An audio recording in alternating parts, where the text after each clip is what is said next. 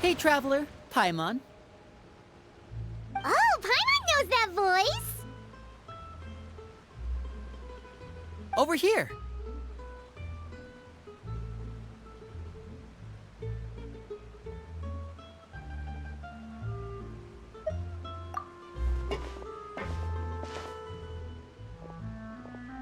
To borrow one of the more popular turns of phrase at the moment, this appears to be quite the fated reunion. Running into you two out of the blue like this has really made my day. I certainly wasn't expecting it. You can say that again. What brings you to Poisson? Wait, Paimon's got it! You must be here for one of your magic shows, right? Actually, we've run into a bit of trouble on the home front, so Father arranged for us to stay in Poisson for the time being. Oh, are Lynette and Fremine here too? Yep, along with most of the other members of the House of the Hearth. You may have noticed Poisson seems a bit more crowded than usual. So you're saying nearly the entire organization has moved to Poisson? Sounds like you've run into way more than just a bit of trouble. What's really going on? Well... Since the two of you are so curious, perhaps I can fill in the gaps. You scared Paimon half to death! Father, you're here. You know... On second thought, maybe we don't need to know? It's all probably super confidential House of the Hearth stuff, right? We totally weren't trying to pry or anything. No need to be nervous. I could sense your genuine concern from your conversation just now. Of course, I can also understand your confusion. Sending so many Fatui here to Poisson, it's only natural that some might suspect an ulterior motive to be involved. I understand. I'm well aware you've had your fair share of confrontations with the Fatui in the past, and I can't exactly guarantee that we'll remain on good terms in the future. As for right now, however, I would say we have little reason to be at odds, wouldn't you agree? The House of the Hearth could stand to be more open with those who have worked so closely with us in the past.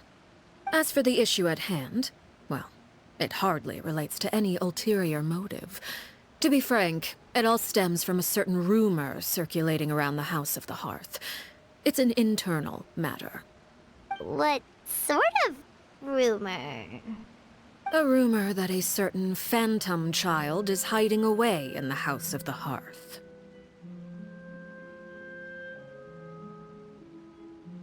A phantom child? Ooh, just hearing the name is giving Paimon the creeps. A spirit that should have long ceased to exist is lurking in the shadows of the House of the Hearth. So I decided to bring the children to Poisson before continuing to investigate the situation. I expect I should be able to track down the spirit fairly quickly. After that, it's just a matter of resolving the situation, if you will. It shouldn't be much trouble at all. If you're curious, or if you still have some concerns, it might be advisable to stick around for a few days. I'm sure the children would be exceedingly pleased to welcome some visitors. Lenny, I'll leave you to entertain our guests. I have some matters to attend to. Of course, Father.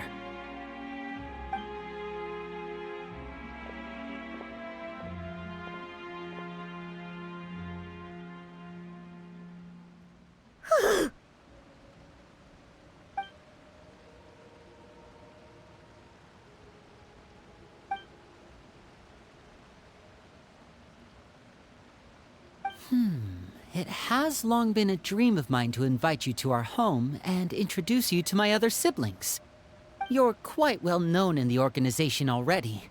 A lot of people have been talking about you, especially after everything with the prophecy. If you're willing, why don't you stay a while and have a little chat with us?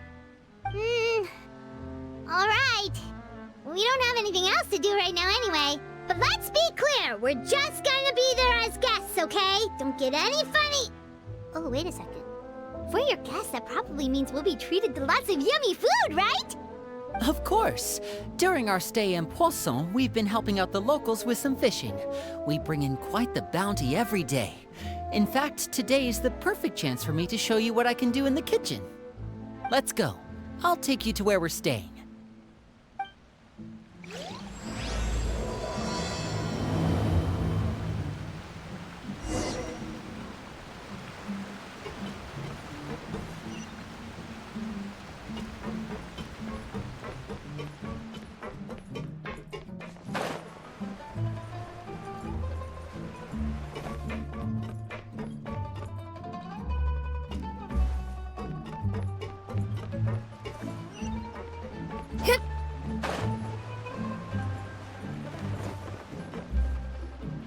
We rented this house from one of the locals to use as a temporary base. I'll come back later and tidy up a bit. After that, it should be all ready for you to stay in tonight. Awesome, thanks! So, where are we off to now? Well, when I happened to run into you two earlier, I was actually in the middle of distributing some supplies. With this many people staying in Poisson, we have to bring in outside supplies every now and then. I should probably make sure the rest of these provisions get delivered. Otherwise, people might start to get antsy. Okay, we'll come with! There are all sorts of rumors about your organization floating around out there. Paimon's not sure if she could even take a wild guess as to what's true and what's not. But now that we finally have the chance to see a day in the life of the house, we can take a good look at how you operate! Well, you're more than welcome to come along. Just follow me.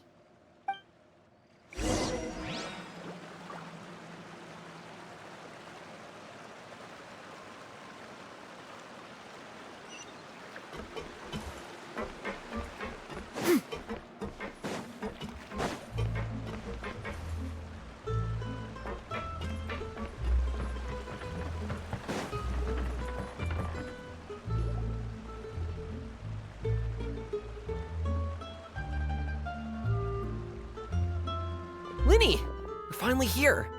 The supplies. I'm assuming you've... Brought them with me? Yep, here you go. Hello? Something caught your eye? It's the Traveler and Paimon! No way! Come here, everyone! Hurry! The Traveler and Paimon are here!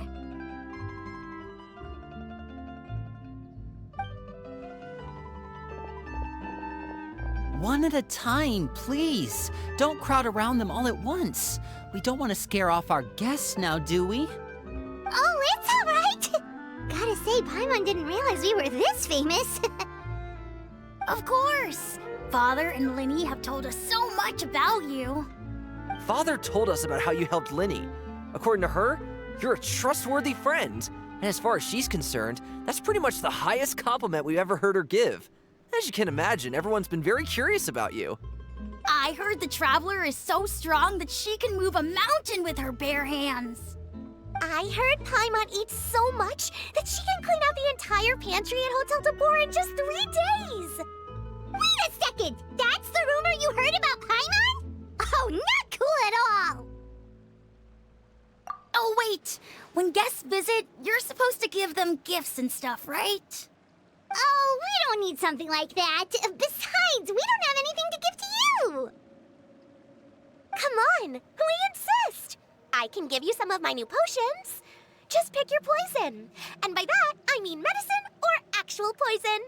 I've got both. Huh? Or maybe Shaplo can teach you guys about stealth. He's super good at it. He's never been caught. Ah, now that's not a bad idea. I know you usually prefer to fight head-on, but it never hurts to expand your bag of tricks, right? When it comes to eliminating your enemies, staying quiet can go a long way. Trust me, I would know. I was poisoned not too long ago. and I'm still dealing with the after effects. So I'm not quite as good as I was before, but I can still give you some pointers. Wait, when you said gifts, Paimon didn't think you meant poison and stealth tactics. But those are the best things we can give you. You don't like them? Ooh, how about this? Tell me the name of someone who really annoys you, and we'll teach him a lesson for you. All right, Fold, Selwar. I think that's enough suggestions for now. When it comes to being a good host, it's the thought that counts. You don't need a physical gift to make our guests happy. In fact, pestering them with suggestion after suggestion might make them more annoyed than anything. I would say your enthusiasm has certainly gotten across. Really?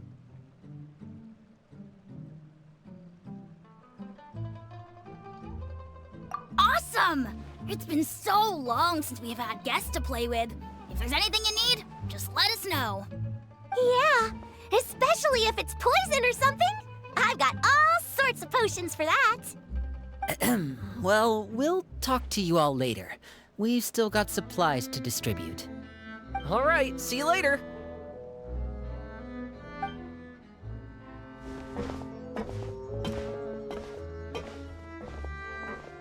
Bye!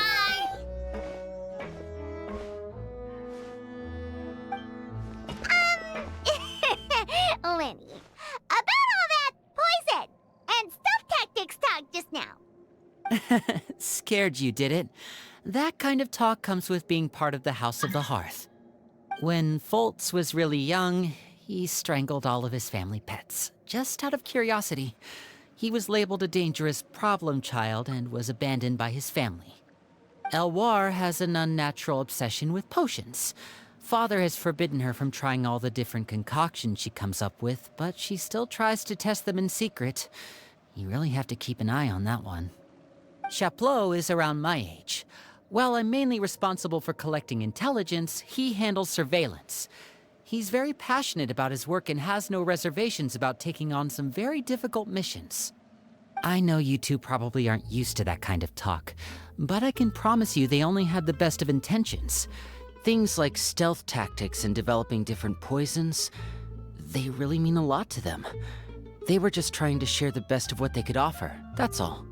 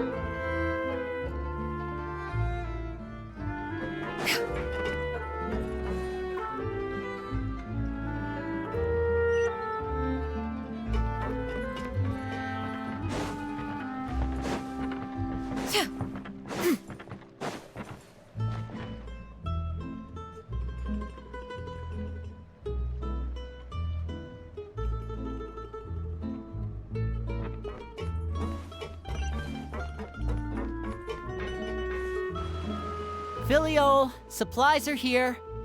Thanks. And who are these two? Outsiders? Allow me to introduce you.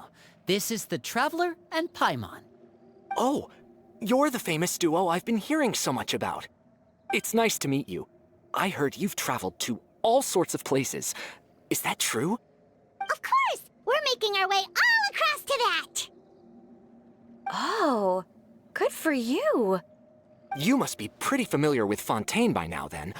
Have you seen the new opera that started running recently? I think it's called... The 4,000 Thieves? Oh, this is the first we've heard of it. It seems like it's going to be fantastic. From what I've been able to tell from the posters, anyway. You should definitely check it out if you have the time. Oh, and there's the Blind Maiden, too. That one is supposed to have audience interaction. Seems pretty interesting. After this mission is over, I think I'll go get a manicure. Oh, maybe I should dye my hair. Wonder how much it'll cost. Is it just Paimon, or do these two seem much easier to get along with than the others? Looks like the House of the Hearth has some normal members after all. I heard that. Oh! Oops. I'm guessing you're referring to Foltz and the others? Yeah, we're definitely not all like them. I bet those crazies are practically foaming at the mouth right now. I'm sure they just can't wait to get back to Snezhnaya to carry out the plan. That's enough, Filial. Don't talk about family members behind their back, right? Whatever. Let's go. Guess this is goodbye then. If you ever have some time, we should go see the opera together.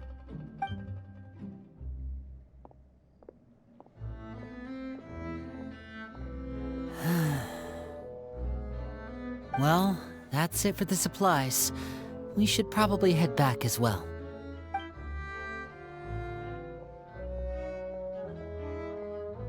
Well, they didn't seem too happy with each other. Seems like there could be something more going on here.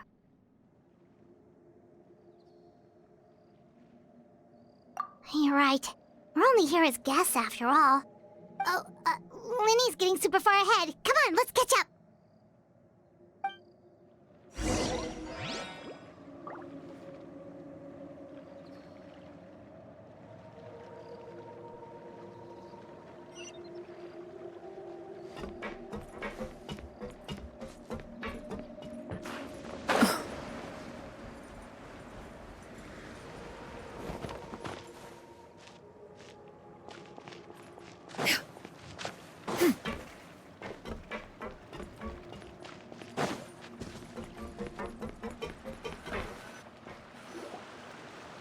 So, what do you think of the members you've met so far?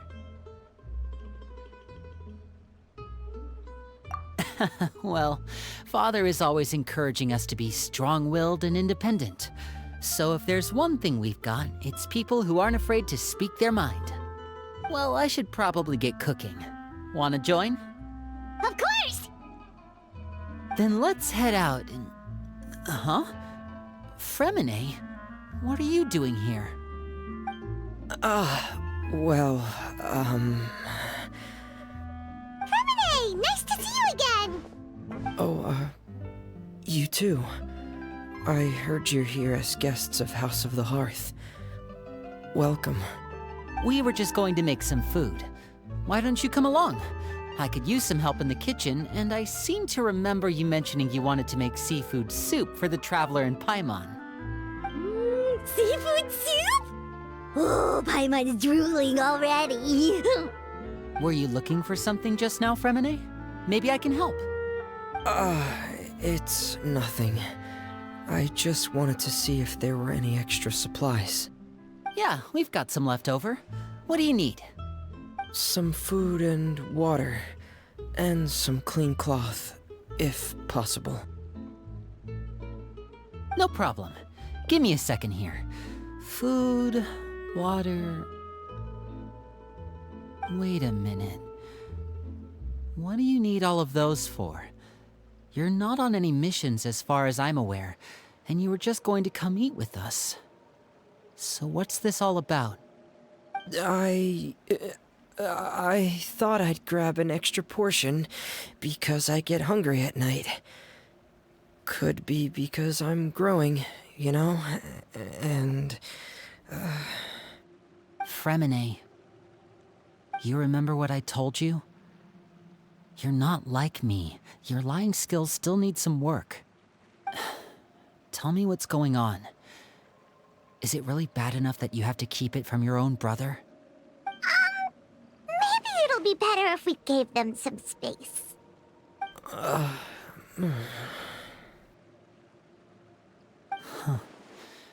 This is the first time I've seen that kind of look on your face. Whatever happened, does it have something to do with Father? Yes. Just follow me.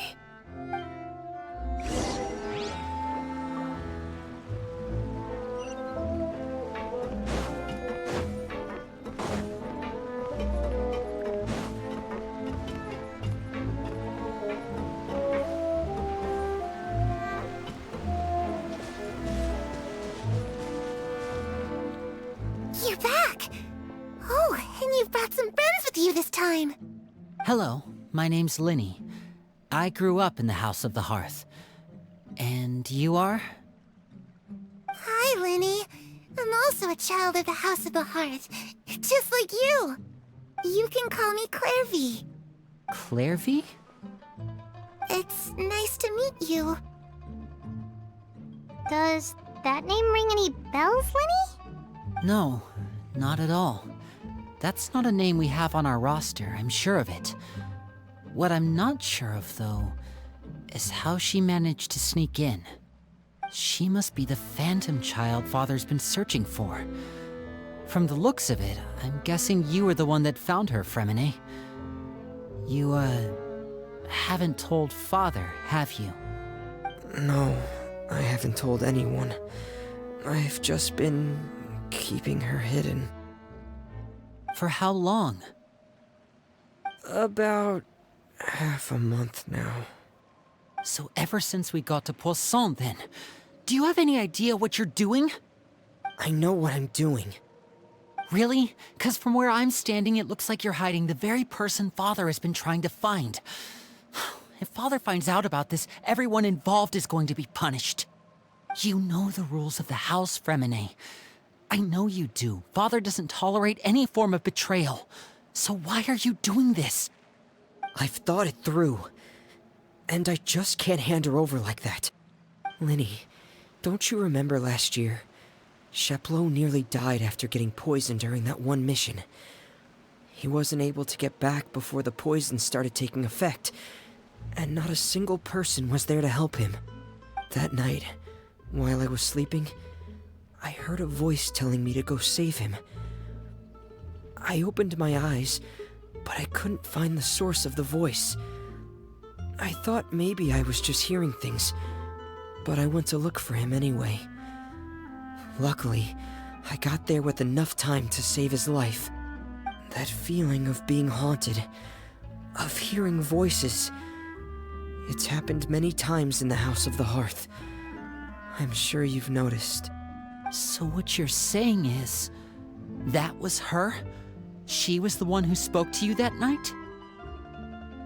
Unless there are other spirits roaming around the House of the Hearth, I don't think there's any other possibility. If Clervie were our enemy, it wouldn't matter whether she was a spirit or an actual child. I would have acted without a second thought, because that's what Father ordered us to do. But she's been living with us, helping us from the shadows all this time. I think that makes her family. I couldn't just hand her over to be dealt with. Not when there's so much we still don't know. So what's your plan then? You can't keep her here forever. Someone is bound to find out eventually. I haven't thought that far yet. I don't want to disobey an order from Father, but I also don't want to put Clervie in danger. Come with me. There are a couple things I'd like to say to you in private.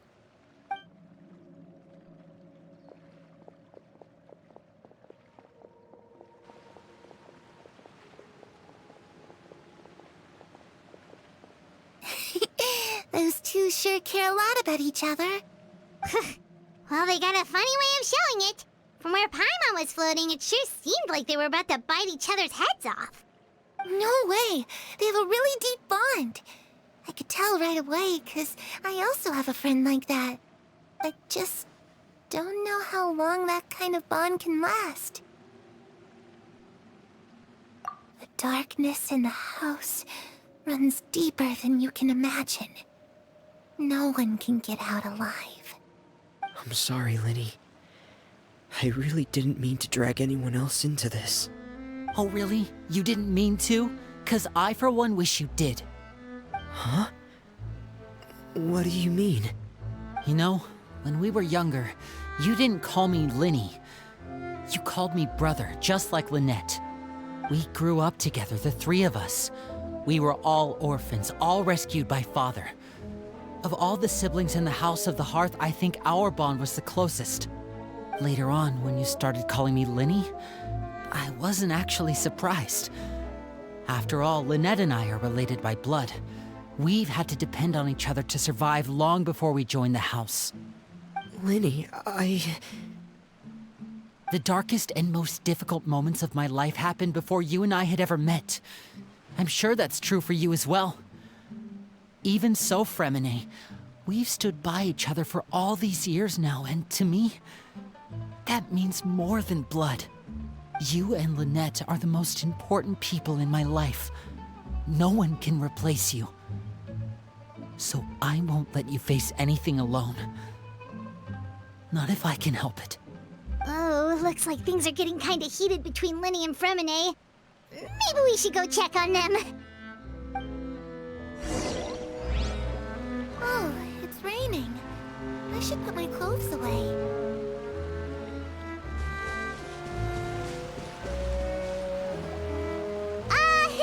Hey, you two! Hope we aren't interrupting anything. Like a fight, or... Oh, wait a minute, Fremine. You're not crying, are you? Is everything all right? everything's fine. Thanks for asking. Well, we're all friends here, right?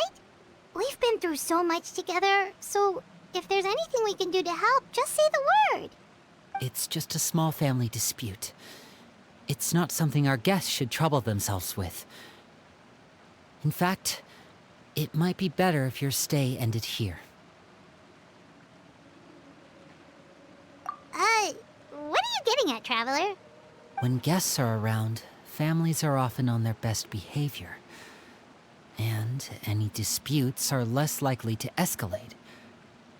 That's what you're trying to say, isn't it? I just... Thank you. I was really hoping to keep you out of it. But even if I could think of some other reason to turn you away, I'm not sure I could convince you. I know things could turn dangerous, so I promise you this. From now on, I'll protect you like my life depends on it. Me too. Well, back to the matter at hand then. If we don't plan on handing Clervie over to Father, then our only other option is to solve the mystery of her identity before Father is able to track her down. That means finding out where she came from and what she's doing here. Then we can send her on her merry way and pretend like none of this ever happened. I've tried that already. And? And... nothing. I tried taking her somewhere really far away, but... after some time, she just reappeared. She even came with us all the way to Poisson. It seems like wherever the house is, she follows. I don't know much about spirits. Do you two have any ideas? Let's see here. Paimon remembers hearing something like, if you fulfill a spirit's last wish before they died, they'll let go of whatever's keeping them here and return to the ley lines. Oh, it's just that Paimon doesn't really remember where she heard that, so it's not guaranteed to work or anything. Well, sounds like it's worth a shot. Guess that means we should go ask her about her wish. But first, Fremine, I need you to promise me something. What is it? I need you to promise me that this will stay between the two of us. We're the masterminds behind this whole thing. No one else gets involved. Can you do that for me? Of course. I promise. All right. Then let's seal the promise just like when we were kids. Fist bump on 3. Ready? 1, 2, 3. I swear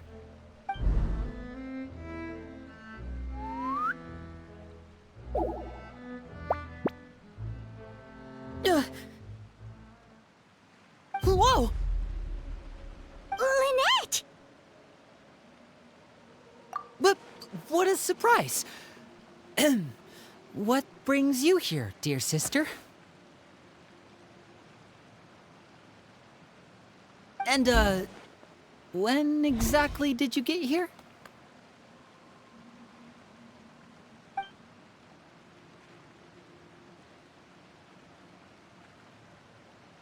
You're an idiot, brother. And you too, Fremine.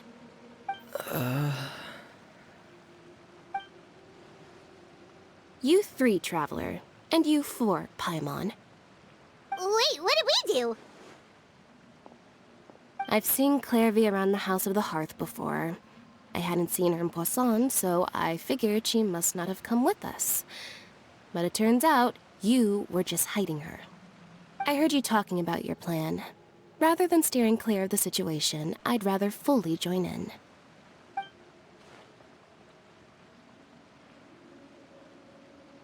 If you don't agree, I'll have no choice but to report everything back to Father. Simple as that. You're not giving us much wiggle room here, Lynette. Well, I guess we're all in this together then. After we talk to Clervie, we'll figure out our next move. There's no time to lose. Let's go.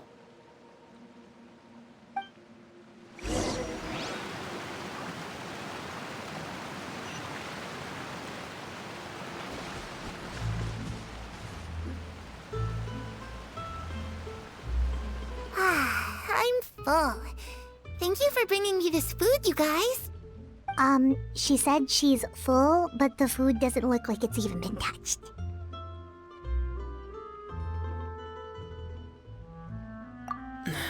That's right. Based on what I've been able to observe, it doesn't seem like Clervie can interact with the physical world at all. Still, when she's presented with food, she'll always linger around it for a good little while. Maybe, in her mind, she really is eating those things. Does she know that she has already passed away? I've tried to ask her, but she didn't answer. My guess is that she's just as confused as we are. Or maybe she couldn't understand the question at all. Clervie, if you've got some time, I'd like to ask you a few questions. Sure. Oh, another new friend. Hi, I'm Clervie. Hello. Clervie, how did you join the House of the Hearth? Huh? Isn't it the same for everybody?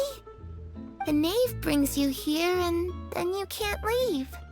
It's just that your name, it's not on the roster. And I've never seen you before. The roster? Oh, I get it now. I think there might be some things you don't know about this place. The people in charge, they're not as nice as they look. They say they keep a roster, but it's not complete. There are a lot of people who aren't on it, and never will be. In this house, some people are family, and other people are just test subjects. Those kinds of people aren't ever going to get a place on the roster, unless it's the roster of people who've been executed. Wait, does that mean the knave... she... Is there anyone that can vouch for you? Perry, she's my best friend. She's the only one I trust in this place. Have either of you heard of that name before? No. Me neither. Clervie, Perry. Neither of those names are on the roster. But it seems like she's telling the truth. Either that, or this kid's already got a bag of tricks bigger than mine. Maybe we should try a different approach. Clervie, do you have a wish? A wish? It can be anything you want. Just imagine. It's your birthday, you're blowing out the candles, and your wish is...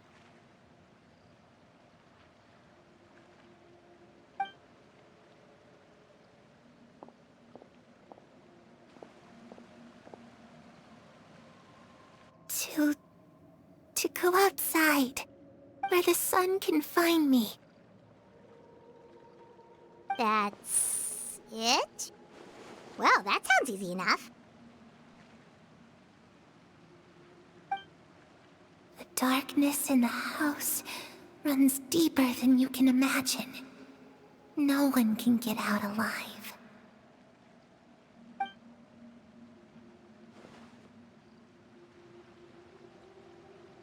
Okay, time to divide and conquer. Listen up, I've got a plan. I'll try and find a way to use basic illusory magic to take Clervie outside and bring her somewhere with sunlight. Lynette, try and find the list of executions that Clervie was talking about and see if her name is on it. Fremine, you stay in Poisson. We can't be the only ones who've had run-ins with Clervie. I need you to collect intel on everything she's said and done. Understood. I'll try my best. What about us? What should we do? I really appreciate your willingness to help, but this is a family matter. I don't want to drag you in too deep. It's too risky. Let me think. Since Father considers you to be guests, maybe you could stick by her side for a little while. You don't need to do anything except keep up some nice, casual conversation. Ah, Paimon gets it. You want us to distract her. I'll give you a magic bird. If Father suspects something, all you need to do is release it when she's not looking, and it'll alert me that something's wrong. Of course, that's only as a last resort. If Father doesn't seem to notice us, there's no need to make contact. We'll reconvene here tonight after all's said and done. If the worst-case scenario happens and we're discovered, just tell Father everything. We're not going to let our guests get punished for our own actions. That's where we draw the line. You too. Okay, this is where we part. Father should be at the beach nearby.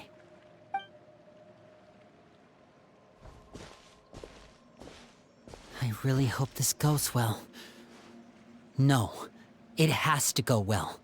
That's the only way this can get resolved.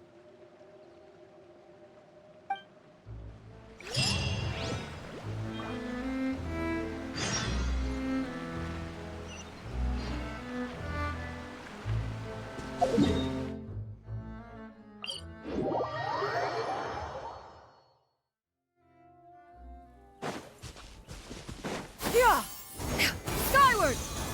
Scatter!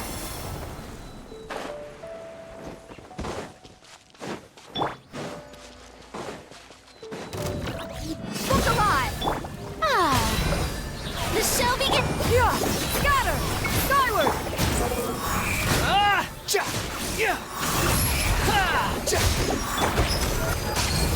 Gloves off!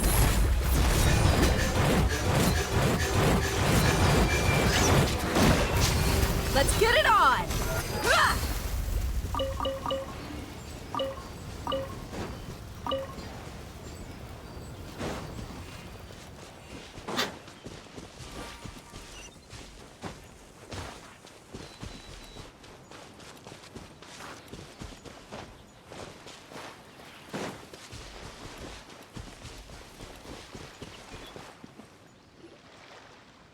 It's the knave!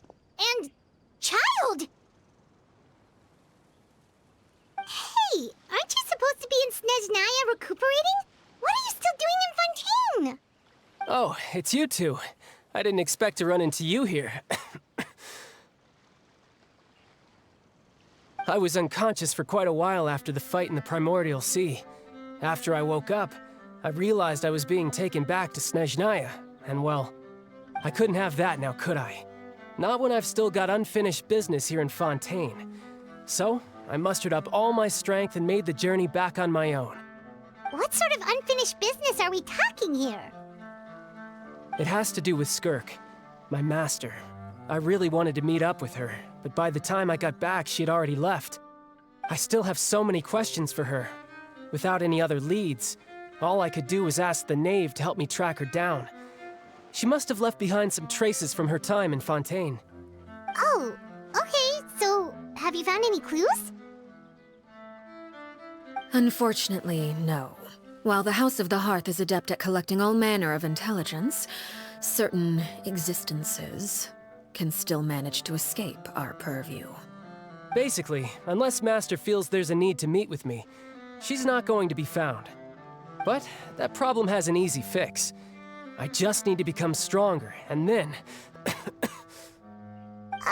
Paimon thinks you should focus on getting better first. The worst of it is over. It's all thanks to that one kid from the House of the Hearth. Elwar, I think her name was. She gave me a bunch of random potions to drink. They didn't go down easy, let me tell you. Pain and chills all over. But they really did help speed up my recovery. And that's good, because it looks like I really do have to head back this time. The old man's been putting the pressure on me. He sent someone to tell me I'm needed for some sort of project. Project Stuja?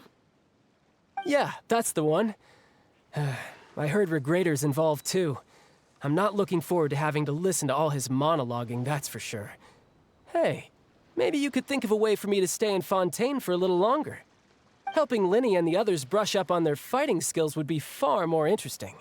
If you and I could spar, that would be even better. I've been waiting for a chance to see you go all out. And what a sweet little daydream that is. But I also have a role to play in all this. I'll be leaving Fontaine shortly as well. Besides, considering how little they see fit to step outside the homeland, being called on to return to Snezhnaya by such illustrious dignitaries, what a great honor. Wouldn't you agree? One I could do without, I'd say. Is it just Paimon? Or does it kind of seem like they're...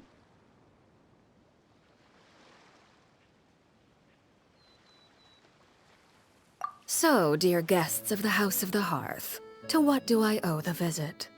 Well, we just... Right! We're super close to Linny and the others, but we still don't know much about you! Is that so? Introductions have already been made, have they not? Oh, well, you see? There's only so much you can learn about someone from a short introduction.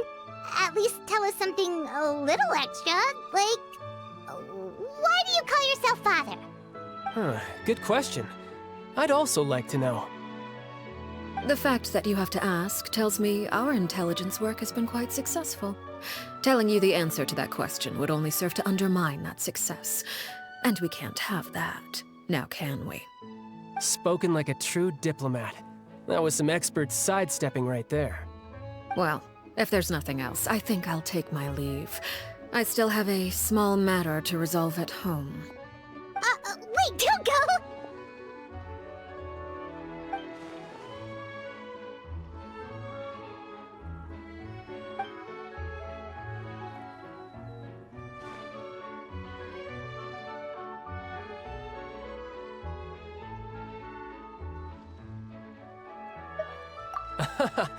I'd also like to hear the answer to this. I've met some of the members of your organization, and they all seemed like really good kids. They actually reminded me of Tonya and Tusser. Which, by the way, if you ever betray them, I'm just letting you know, I won't let you off easy. And why would I betray them? Well, you've already betrayed the House of the Hearth once, haven't you? At least, that's what I heard.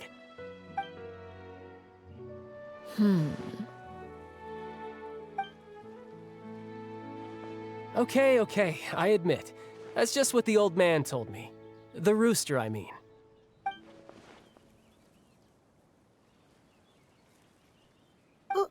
Wait, did you really do something bad to those kids? Never mind what I've done. I'm more curious as to what the mighty rooster had to say. Care to enlighten me? Ah, well, nothing much.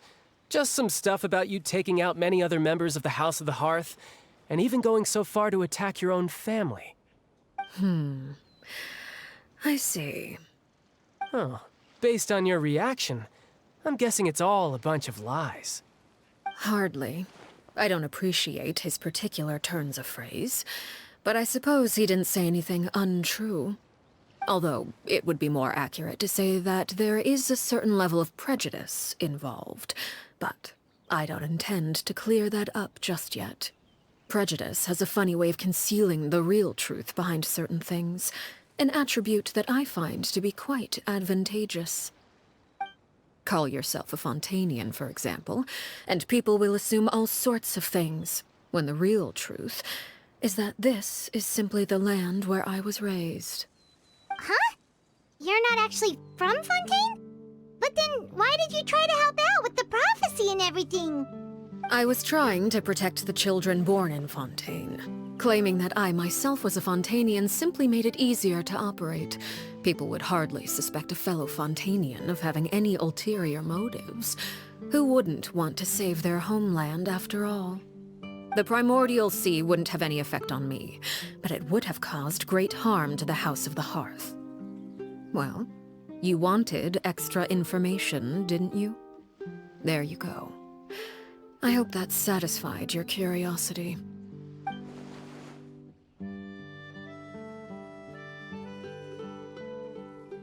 So, you stayed in Fontaine for the kids. I guess I was wrong to believe you'd betray them. Apologies. Looks like I was holding on to some prejudices myself. Good. Like I said, I like it when others have misconceptions of me. Actually, while I was recuperating at the House of the Hearth, there was something else that really caught my attention. I heard that members always resolve disputes and arguments with a friendly spar, and the loser has to back down. Seems pretty cool if you ask me. Would also give them plenty of opportunities to hone their skills. Well, that's only a recent development. In the past, such spars weren't nearly so friendly. The losing party would lose everything, including their life. They were that high stakes? Whew, at least that's not a thing anymore. Well, the current atmosphere's not half bad. I'm a bit jealous, actually. You've got so many family members around you, and you even get to live with them. Having a lot of family around means dealing with a considerable amount of bickering and scheming. Once Tonya and Tusser enter their rebellious phase, I'm sure you'll understand. Just imagine. Tusser becomes obsessed with plucking out strands from the rooster's mustache, or Tonya decides to dye her hair 42 different colors. Okay. I get the picture.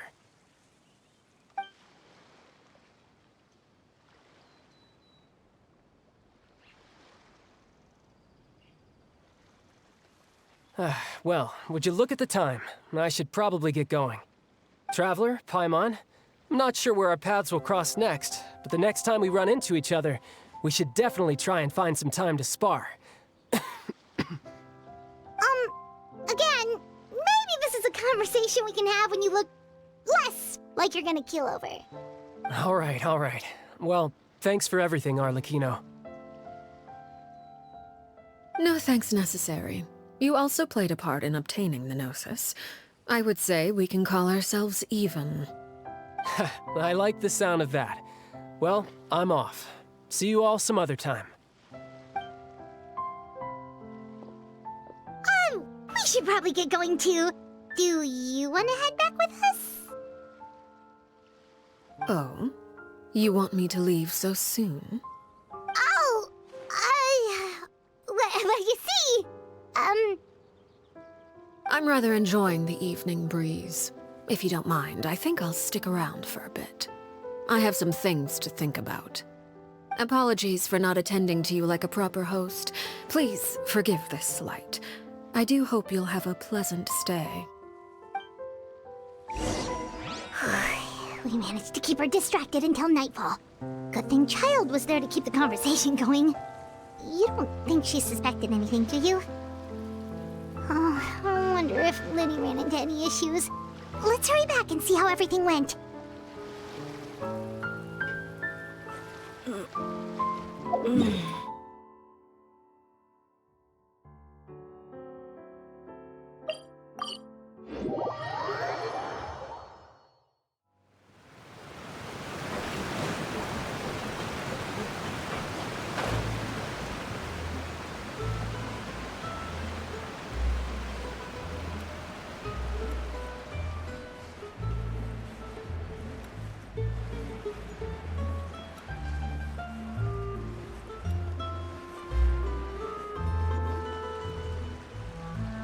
Lenny, how did everything go?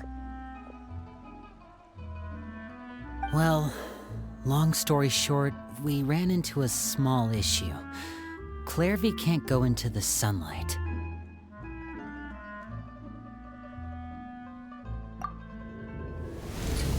Everything was fine at first. She followed me up to the surface just like I told her.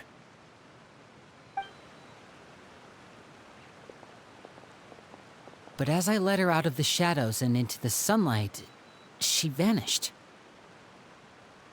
I turned around and there she was, standing at the edge of the shadows, silently watching me.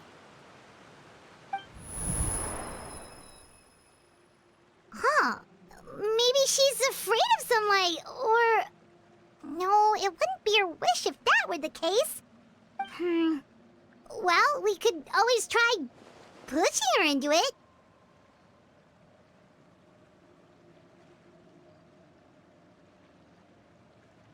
Oh, true. I've pretty much tried it all already. Nothing worked. Eventually, the sun went down, so all I could do was bring her back here. How did it go with you, Lynette? Good. I've got the list. It's right here. Really? Well, what are we waiting for? Let's take a look!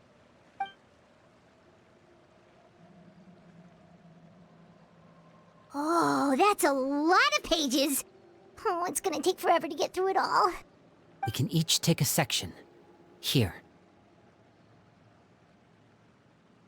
La Pouillade, l'endroit, Chambel, horaire.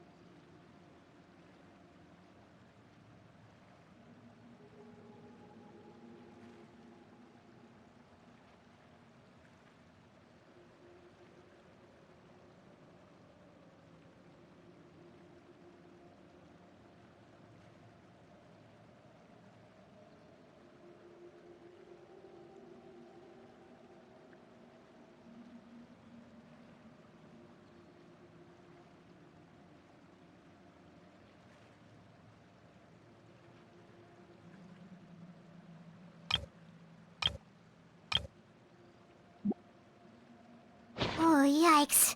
That Aurore guy has a huge scar on his face. He's kinda giving Paimon the creeps. Ah, I've met him before. The scar is from an injury he received during a mission. I still remember him joking with me about it. He said any future lover would take one look at him and then lose all interest. Did he say anything else? Well, I asked if there was someone he was interested in. He said no, and that's where our conversation ended. It was only later that I learned he really did have someone he liked. He risked everything to escape so he could be with her, but it didn't work. One day, Father asked to see him, and, well, I never saw him again after that. Wait, so that means the knave, she... It may seem cruel, but it's just one of the rules of the house. Betrayal is not to be taken lightly. We know too many secrets to come and go as we please. So, if you do try to leave, you pay with your life.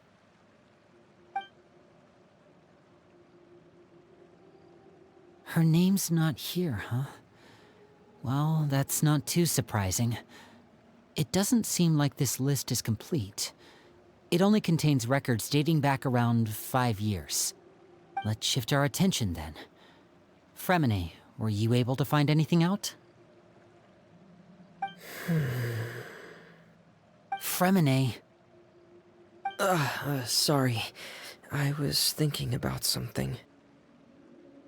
I managed to talk to quite a few people, but I couldn't help but notice that the atmosphere in the house was a little... strange. Strange. Yeah, I mean, I know there have been arguments in the past, times when people haven't gotten along. Chaplot and Filiol are a good example of that. Oh, those are two of the people that we met while delivering supplies. Paimon can see how they might not get along. They had very different vibes, and their, interests seem to be pretty different as well. That's to be expected, actually. Father brought us all here, shared her knowledge with us, taught us how to fight. That's one thing we all share. But that's also where the similarities end. Not all of us feel the same desire to stay here. As members of the House of the Hearth, we're also considered part of the Fatui. And to a lot of people, that's an identity they never asked for. Certain members get older and realize they want something else for themselves. But considering the rules of the House, most people would never say that out loud. People like Chaplot and Foltz are loyal to Father and her vision. They're proud to be part of the Fatui. Filiol and Nantoy, on the other hand, well, they aren't quite as enthusiastic.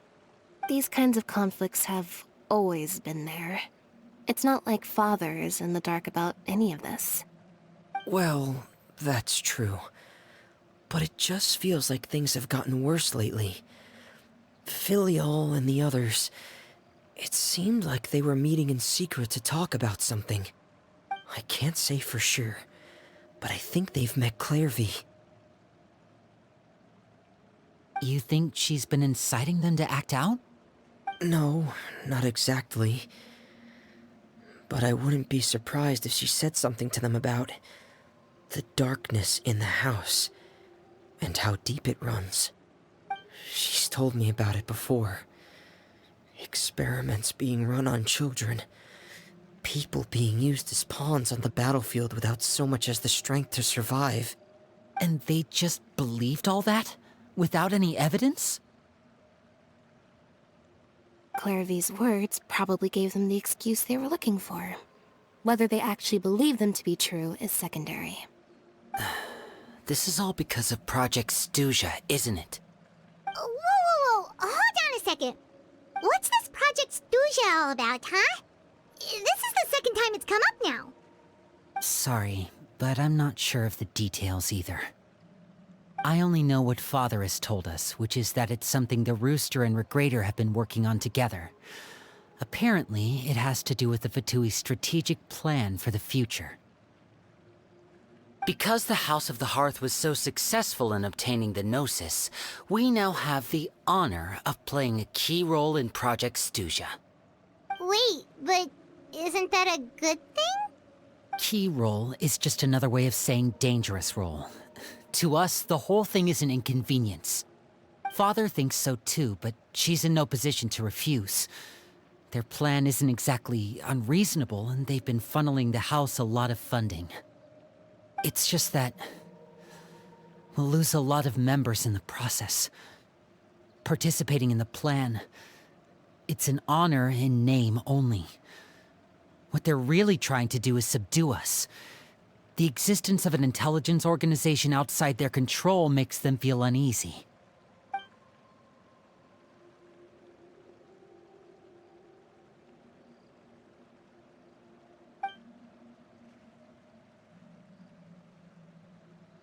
Okay, super complicated top secret Fatui business aside, what does all of this have to do with the conflicts you were talking about earlier? Paimon doesn't get the connection. External pressure has a way of exacerbating internal strife. You can't overlook the power of fear either. People are afraid of dying, and that fear is often the impetus for a lot of stupid decisions. I thought resolving the Clervie situation would make everything go back to normal, but it looks like things are more complicated than I thought. If we leave Filiol and the others to their own devices, sooner or later, Father will be forced to take action. We can only focus on one situation at a time, brother. You're right. Even if we confront Filiol and the others, it won't do any good. It might even make matters worse. We should focus on Clervie for now. Well, it's getting late. We should head back and get some rest. We'll try again first thing tomorrow. Lynette, you stick with me this time. Fremine, keep a close eye on Filiol and the others. Make sure they don't do anything they'll regret. Good work today, everyone. Have a good night, and I'll see you tomorrow.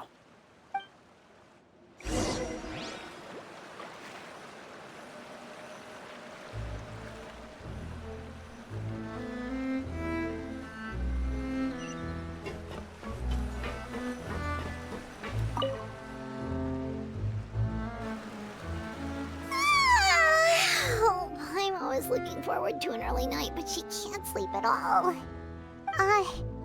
Hey, you don't think the knave will be too angry with Linny and everyone if she finds out about all this, do you? She's even scary when she smiles. If she were to actually get angry... you have to protect Paimon if that happens, okay, Traveler?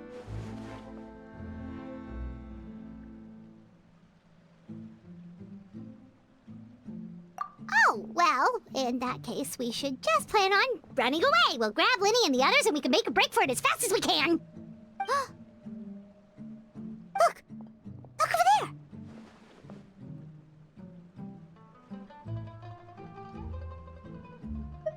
Quick! Let's catch up with her before anyone sees!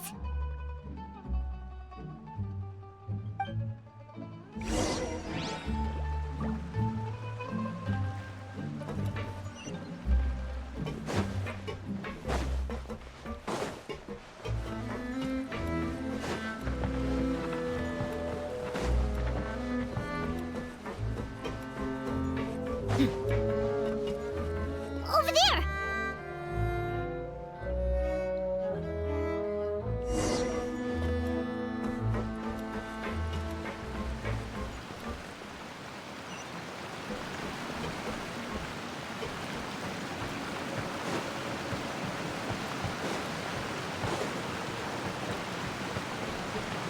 Oh, where is she going?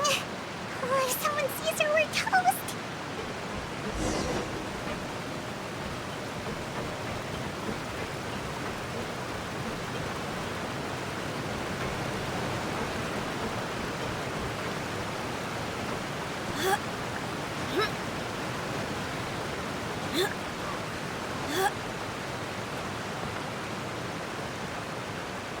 Oh, look!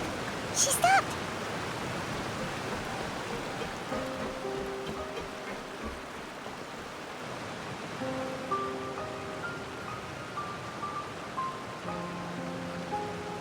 Clervie! Shh! I opened the window while no one was looking. Look how pretty the outside is.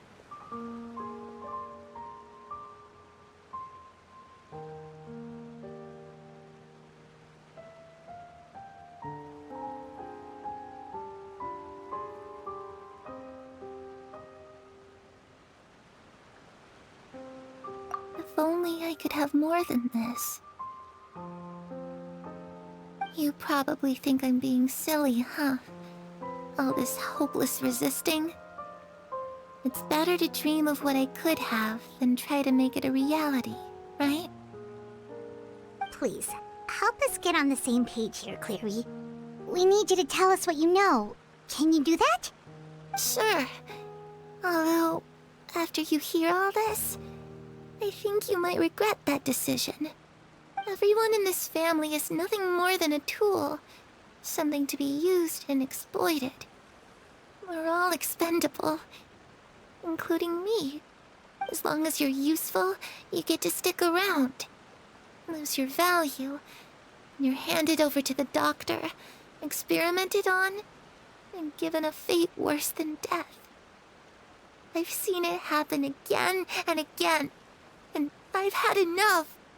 You're saying the knave did all that? It's just, that doesn't seem like something she would do.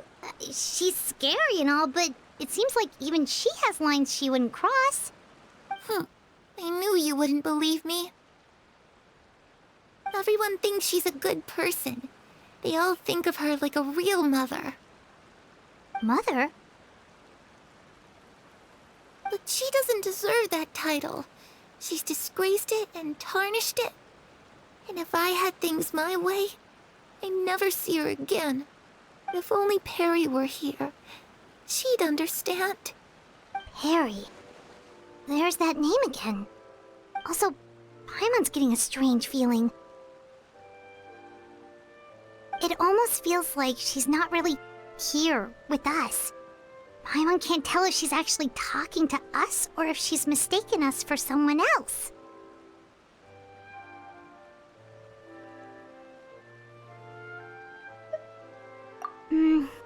Well, in any case, it seems like she really needs someone to talk to. We should keep her company for a little longer. She looks so young. But it seems like she's been through a lot. It's getting windy. I should close the window. Ooh, look at the moon. Isn't it pretty? Hey, wanna hear a secret? I heard that if you look up at the night sky in Snezhnaya, you can see the aurora. It's supposed to be super pretty. Even prettier than the moon tonight. Perry and I promised each other that once we're older, we're gonna go see it together. But I can't find her. I'm worried she's also been... No, that wouldn't happen to her. She's special. Mother likes her a lot. I should really go talk to Mother, but we just fought. She doesn't want to see me, and I'm too scared to face her. What should I do?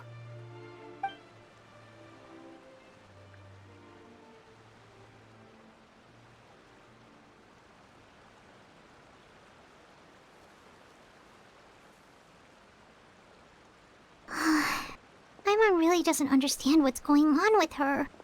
Well, let's head back. We've got an early morning tomorrow.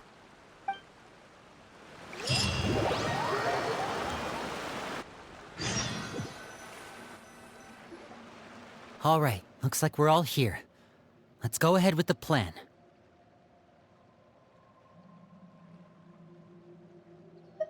Oh? What is it?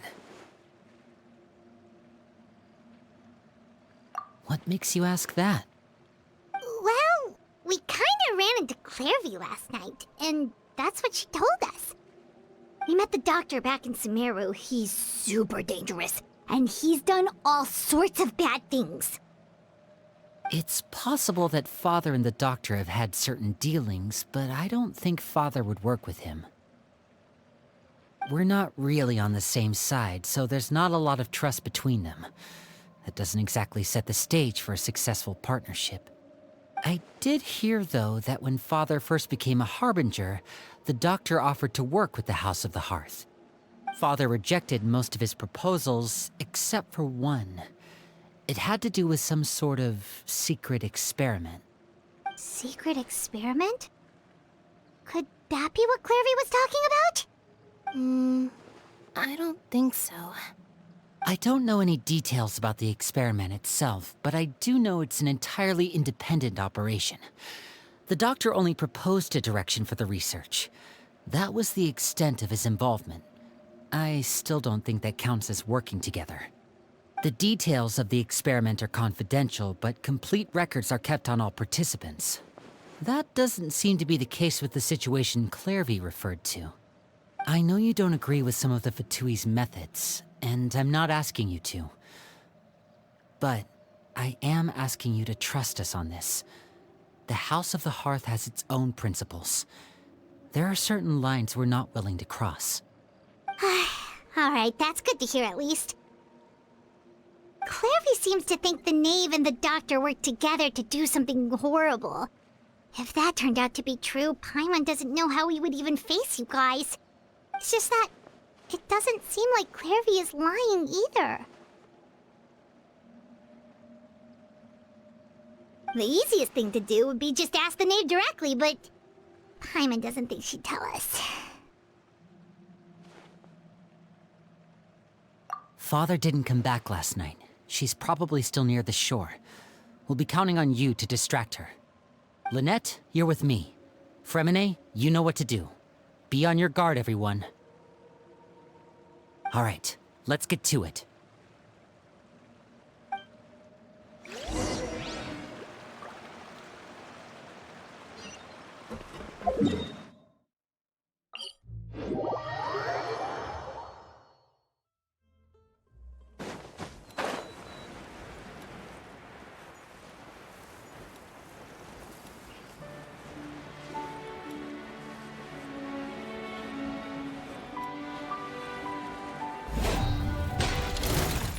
Buckle up! Yeah! Scatter! Skyward! Ha! Ha! Look alive! Ha!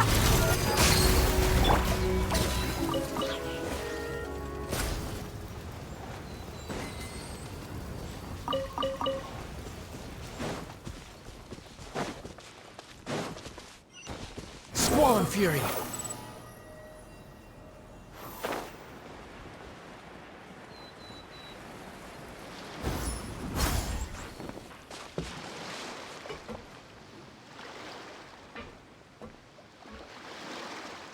Ah, it's you two again. I must say, you look a bit pale. Did you have trouble sleeping last night? A little. Perhaps if you had less on your mind, you'd be able to absolve yourself of such troubles. So what are you planning to do now? Catch up on some sleep? Or should I give you some time to rack your brain for a topic to discuss before I ask any questions? Although I must profess to being curious. Without child here, how do you plan on distracting me? Us? Distract you? A good one. But no, we were just here for a chat. Looks like you could have used some extra time to think. No matter. If you don't have any other plans, why don't you accompany me somewhere? Don't worry. I'll be sure to steer clear of any scheming children. The ocean breeze is sure nice today.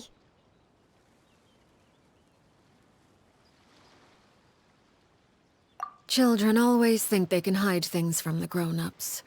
But nothing gets past me. Least of all a little scheming. I think I'll let them have at it for a little longer. I can be very patient. Well, I'll leave you to think things over. If you're so inclined, meet me outside the Palais Mermonia. Good things come to children who do as they're told. So I do hope you decide to tag along. If only for your friends' sakes.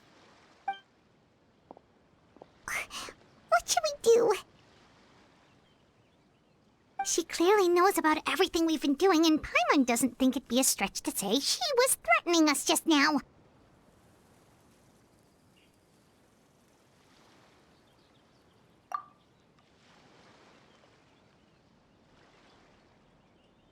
Oh, good idea.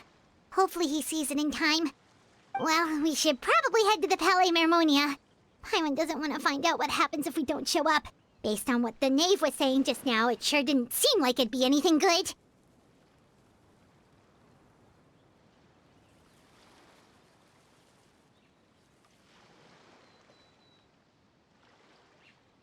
Okay, then we probably shouldn't keep her waiting. It seems like Lynnie and the others are on thin ice, so let's do our best to not get them in any more trouble.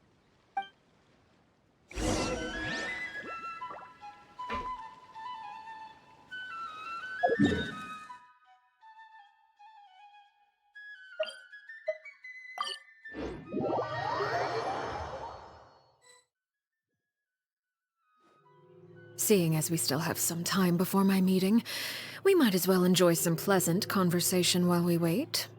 I'm glad to see you get along with my children. Being surrounded by good companions is necessary for a child's development. You're not planning on doing anything to them, are you? I assume you're referring to Lenny, Lynette, and Fremine. Although, there's that situation with Filial and Nentoy as well. It appears quite a few people have been acting out lately. No matter. I'm not one to discriminate. All those who betray the house meet the same fate. There are no exceptions. Does that mean you're going to kill them? Oh, are you here to beg for their lives?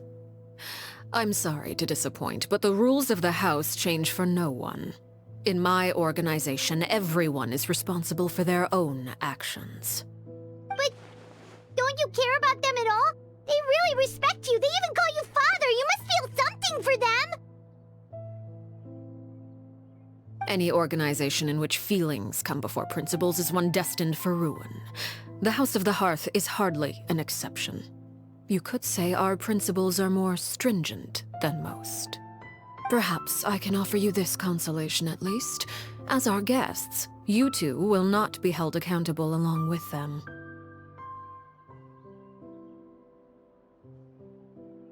I would imagine Linny, Lynette, and Fremine will be able to keep their lives. As for Filial, Nentoy, and the others, I'm afraid there's little I can do. They can try to escape, but once you know our secrets, there's no getting out alive. But that's awful. Ah, you seem concerned. Out of consideration for my guests, I suppose I could turn a blind eye for a little longer. If Linny and the others manage to dispose of Clervie in the meantime, all evidence of their wrongdoing will be lost. In that case, I could hardly punish them for something I couldn't prove. If their efforts are unsuccessful, on the other hand, all will be held accountable. And the punishment will be severe.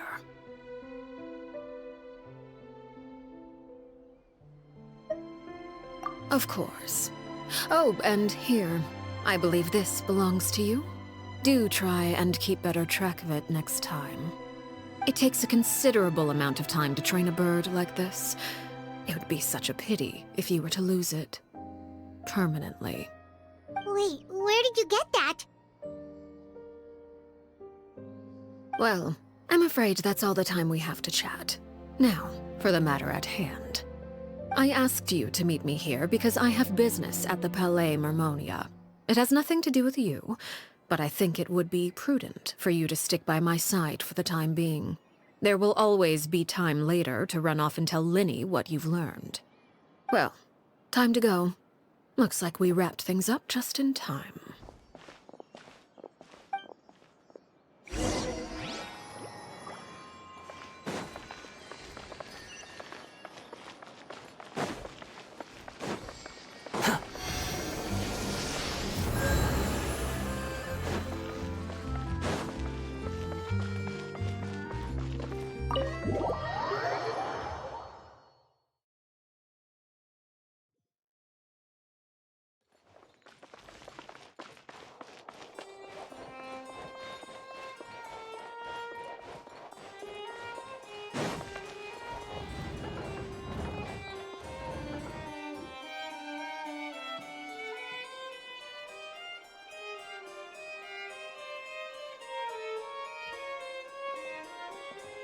It's been a while, Monsieur Neuvillette.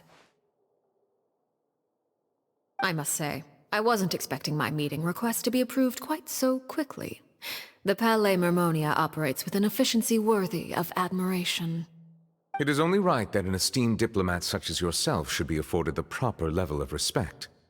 Although, if I may speak plainly, I must confess that I did not anticipate we would have the occasion to meet again after presenting you with the Gnosis. I see you've brought the Traveler and Paimon with you as well. If I may inquire as to the purpose of your visit. I'll be departing Fontaine shortly. There is, however, an outstanding matter that I would like to see resolved before I go. It requires a rather lengthy explanation, I'm afraid. So I took the liberty of explaining everything in this proposal. Please review it at your leisure, Monsieur Neuvillette.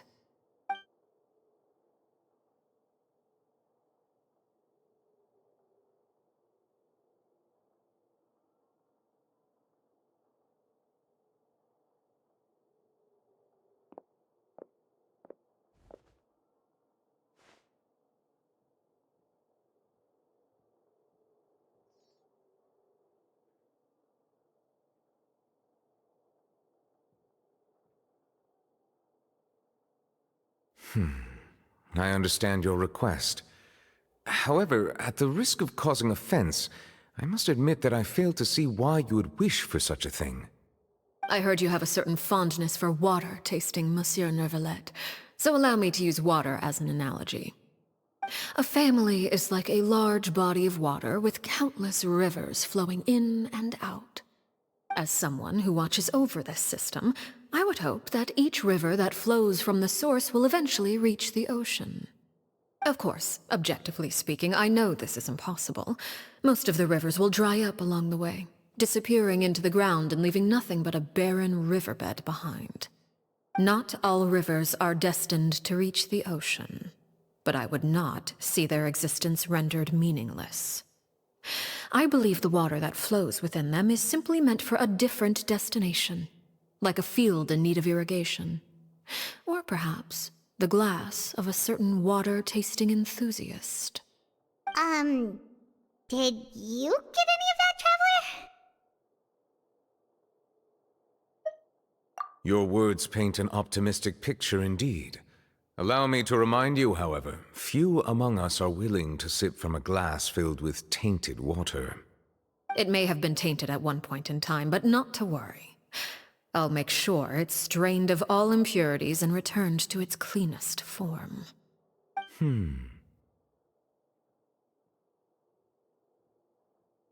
I seem to recall there being a transactional aspect to your proposal. Perhaps you could expound on that? If you accept my proposal, Monsieur Neuvillette, I will gradually withdraw my forces from Fontaine. And, unless absolutely necessary, I will no longer carry out any special missions within Fontaine. I presume I can take your words to mean that, in the future, cases similar to the Tartuffe assassination will cease to cross my desk? Tartuffe? Ah, that thief who embezzled funds from all those charities, you mean? My deepest condolences to his family, but without any evidence, I cannot imagine how the House of the Hearth might have been involved in his passing. Of course, if you accept my proposal, Monsieur Neuvillette, I'm sure certain measures could be taken to reduce the frequency of such troubles. You choose your words carefully indeed. In that case, I am inclined to accept your proposal. My thanks for your generosity, Monsieur Neuvillette. Well, with that settled, we should be going now. I took the liberty of bringing along 2 bottles of spring water from Snezhnaya for you to enjoy. I do hope I get the chance to hear your impressions. Perhaps at our next meeting, yes? Indeed. I trust you would not overlook your commitment in the meantime. All right, Traveler Paimon. Time to go.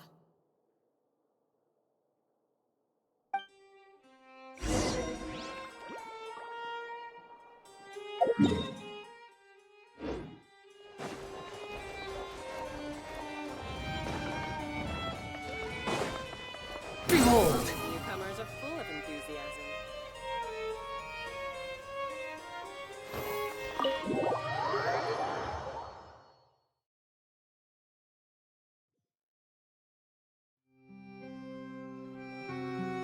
So, what exactly were you talking about back there? Paimon only heard you mention some rivers, a large body of water, and then some kind of irrigation scheme. You really want to know? I would imagine there might be more pressing concerns at the moment. Winnie, Paimon really hopes everything's going okay. Oh, Paimon recognizes that look. You've got your thinking cap on, don't you, Traveler?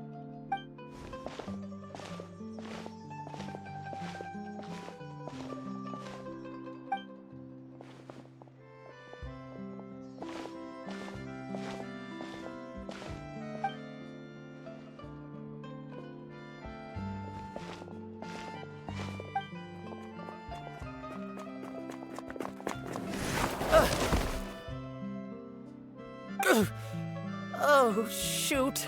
Are you alright? Oh, jeez. I'm so sorry. I was so focused on selling these papers, I wasn't looking where I was going. Well, let me make it up to you at least. Here, take this paper. On the house.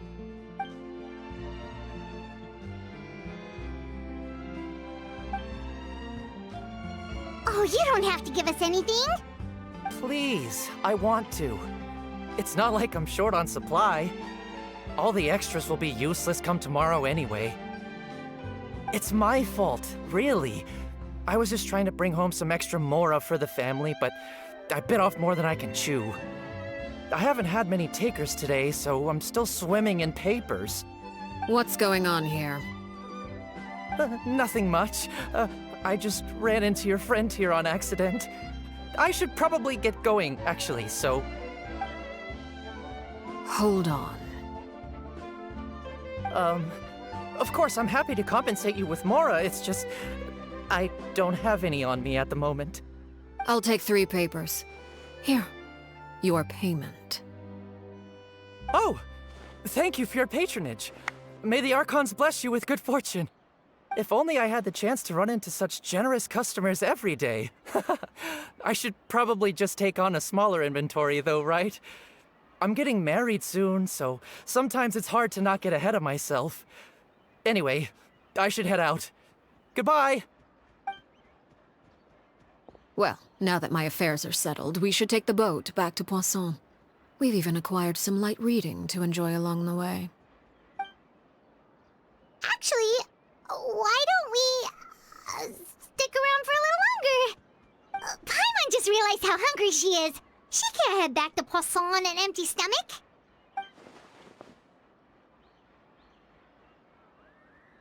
It appears you two are under the impression that delaying our return will somehow alter the situation in your favor.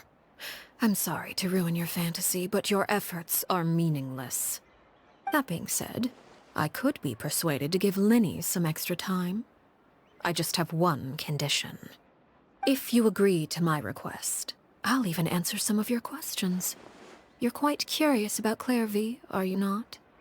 And my relationship to her. Wait, why are you being so generous all of a sudden? You're not gonna ask us to do something bad, are you? You overestimate yourself. You don't have the talent for bad things. Then what can you possibly... The most important consideration in a negotiation is that both sides receive something they want. Demands and threats only get you so far. Wonderful. Here it is. When the time comes, make the choice that you deem most appropriate in the situation, and lend your help to the House of the Hearth. Okay, sounds normal enough. But what do you mean, when the time comes? When is that supposed to be? That is for you to decide. Then we have a deal. Follow me.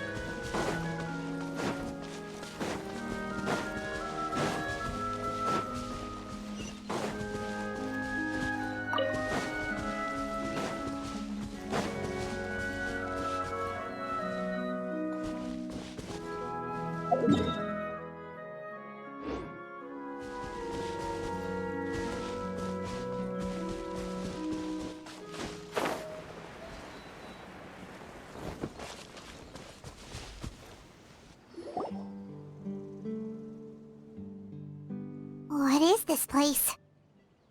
Somewhere long forgotten by everyone. It used to be a grand building. Now it's nothing more than a pile of rubble. No one comes here anymore. Nor does anyone care about what once happened here. Although, this place does have something to do with the story I'm about to tell you. It was before I became a Harbinger, and before Linny and the others joined the House of the Hearth. Due to certain events, I first killed Clervie and then her mother.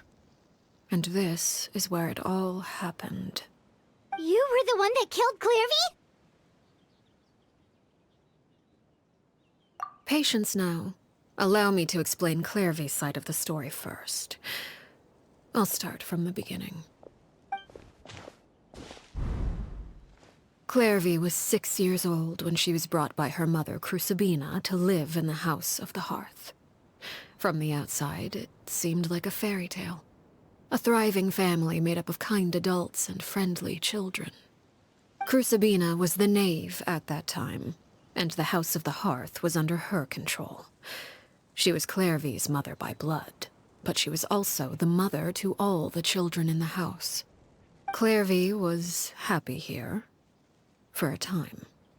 But she quickly realized that being part of this family wasn't a fairy tale at all. It was a kind of purgatory. Purgatory? Exactly. The House of the Hearth takes in war orphans from all over Teyvat. But as for how to raise them, that depends entirely on the person in charge. Crucabena came up with a novel idea. She would teach the children to fight, force them to duel each other, and then crown as the king of the house the child who proved themselves most worthy of inheriting her title. It's difficult to estimate the number of children who died or were maimed in the process. There's little I can say about the ones who died. The ones that emerged with permanent injuries, on the other hand, well, they still served a purpose. They would be handed over to the doctor to be experimented on, or sent away on dangerous missions. Nothing more than tools to be used and then discarded. So those were the experiments Clervie was talking about. But what actually happened to her? You said that Clervie was Crucabena's daughter, so if Clervie tried to convince her to stop what she was doing, Crucabena probably would have listened, right? Despite being Clervie's mother, Crucabena cared little for her daughter. She forced Clervie to join the House of the Hearth only as a means to demonstrate her own impartiality as a mother, to prove that she treated all her children equally. Clervie did try to convince her mother to change her ways, but it was to no avail. After her efforts failed, the only other option was to rise up and try to fight back. Unfortunately, the other children had already been thoroughly indoctrinated into the illusion of happiness Crucabena had created. Of course, there was one exception. Someone Clervie's age who knew the truth about the House of the Hearth. Her name was Peruere. Wait, the friend that Clervie mentioned? Friend, huh? I suppose we can call her that for now. Clervie was a cheerful and passionate person with a tenacious spirit. Peruere, on the other hand, was rather cold-blooded. Her cold-blooded nature allowed her to see through Crucabena's facade. Yet, it was also this cold-bloodedness that prevented her from acting against it. At least at first. While Clervie longed for freedom, Peruere was convinced that, amid all the fighting and violence, she would make it until the end. Despite their differences, the two became fast friends, united by their knowledge of the truth. Clervie told Peruere that she hoped to create a real family, where no one would be killed or sacrificed. There may have been a certain naivete to her ideas, but Clervie proved her determination many times over. She tried countless times to run away, ask for help, or expose the truth. But her efforts only earned her beating after beating. The only thing that kept her going was her strength of will. Even with her body racked with pain, she would still stand on her tiptoes and open the window at night. She and Peruere would look out at the moon together, a fierce longing for freedom shining in her eyes. But one day that light simply vanished. Oh no. What happened? Her hopelessness resulted from a culmination of things. 10 years had passed. 10 years worth of failure after failure. She and Perouer weren't children anymore, but finding any chance to escape still seemed as hopeless as ever. It was during this time that Perouer suggested a new plan. If escaping was out of the question, why not take down the very person sitting on top of this throne of lies? Mother herself. Clervie rejected that proposal. She claimed that, as a famous harbinger, Crucabena possessed an unimaginable amount of power. Trying to kill her would have an incredibly low chance of success. Clervie never gave another reason, but Perouer could see it written all over her face. Clervie still thought of Crucabena as her mother. Killing her own flesh and blood was a line she couldn't bring herself to cross. If she couldn't escape and fight back, then only one option remained. Precisely. Death was the only way that she felt she could be free. It happened during a duel. When she arrived at the dueling ring that day, her partner turned out to be none other than Perouer, the very person that had stood by her side all those years. It was a fierce battle.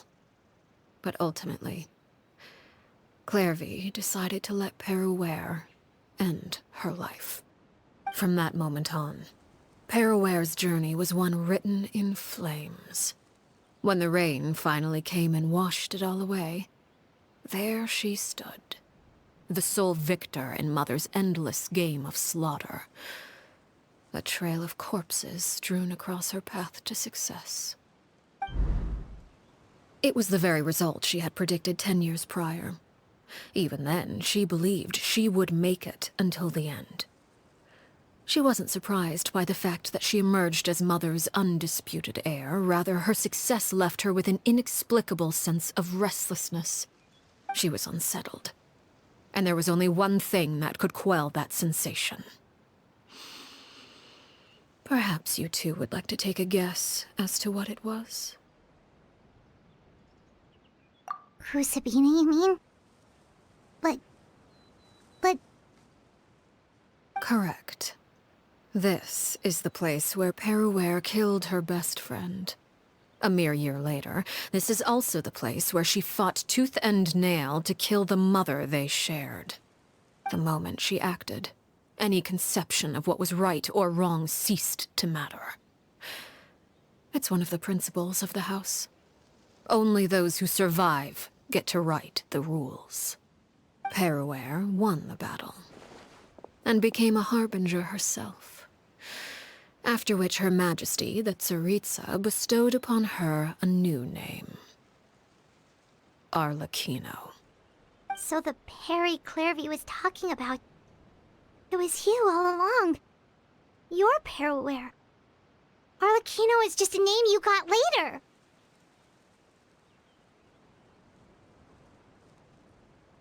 I left that name behind long ago.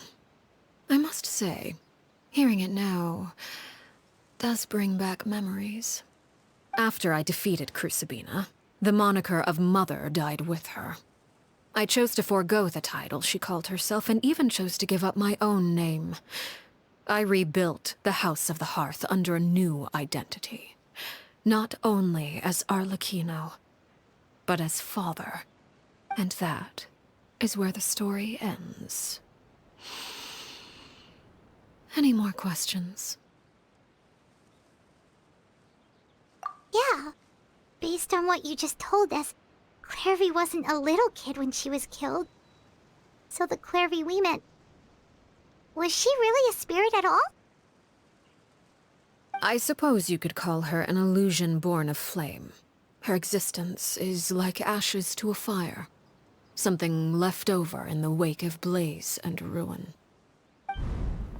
You see, a certain power runs through my veins.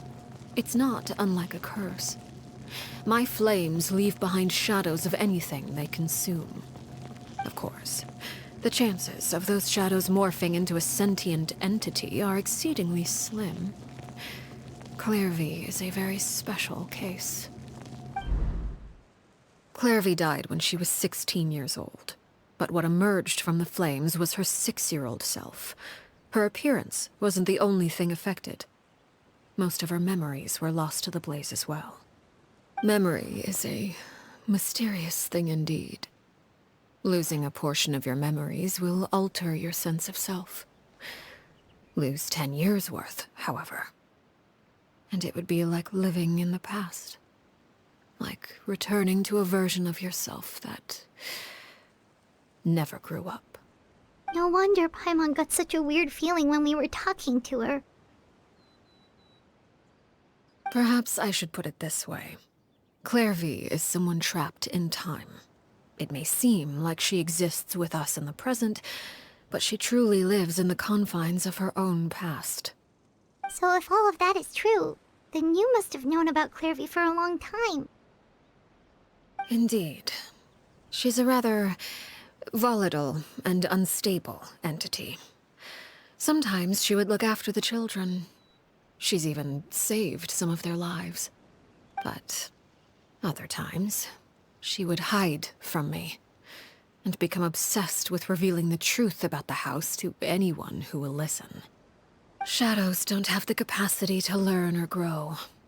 Any new information they encounter is quickly forgotten over time.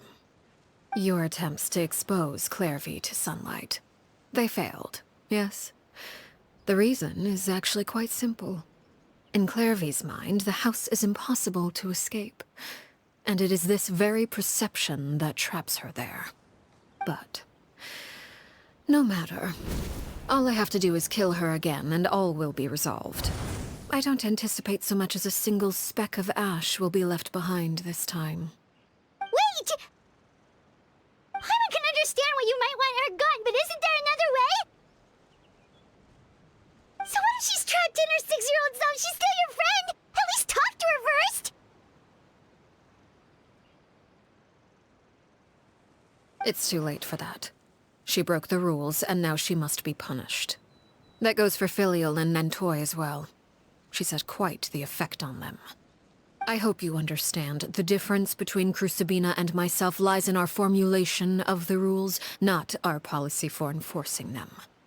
Upholding the rules without question is a trait we both share, because that is how a household should be run.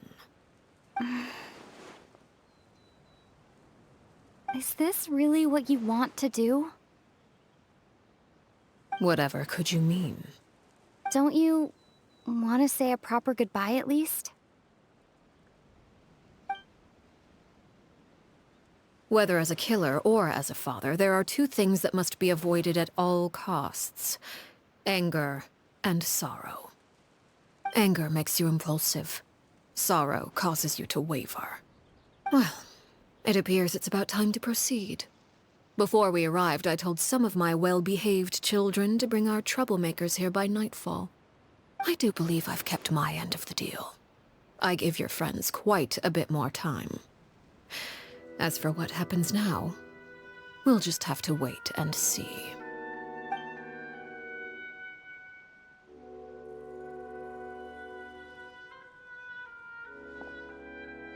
Here they are, Father. You gonna execute him? Seeing something like that would actually be a first for me. Lenny!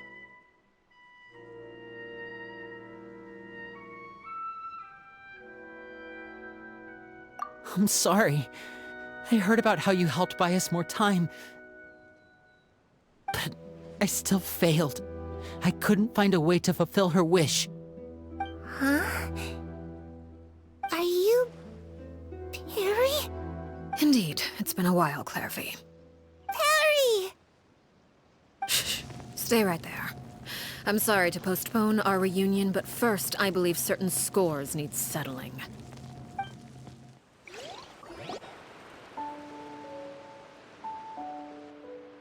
Father, let me explain. Out of my way. Father! You chose to conceal a threat to the house. And for that, you must be punished. Overall, however, I suppose your wrongdoing is hardly the most egregious of the bunch, so I'll deal with your punishments later. As for right now, the more pressing concerns are the traitors among us. By traitors? Do you mean us? Father, let me explain. We didn't mean to... Fultz, why don't you share what you heard? Yes, Father. Secret Midnight Meeting number 3. Participants, Filial, Nantoy, Sato, Toddy. Nantoy clearly said, if only Father wasn't the one who took us in.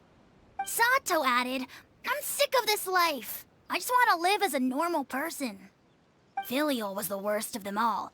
She called us crazies and said a bunch of mean things about Father. I did not! You're lying! Fultz is trying to frame us. It's not like I'm the only one who heard those things. After that, you and Toddy and a bunch of other people started talking about Clervie. You were using all those things Clervie brought up as an excuse to question Father. We're birds locked in a cage. The only way out is to destroy it. That's what you said, wasn't it? You little... You just want me gone, don't you? What did I ever do to you, huh? And you, Sheplo, have you forgotten who stood by your sickbed, watched over you, and changed your dressings? Come on, let's hear it then. What's your reason for all this?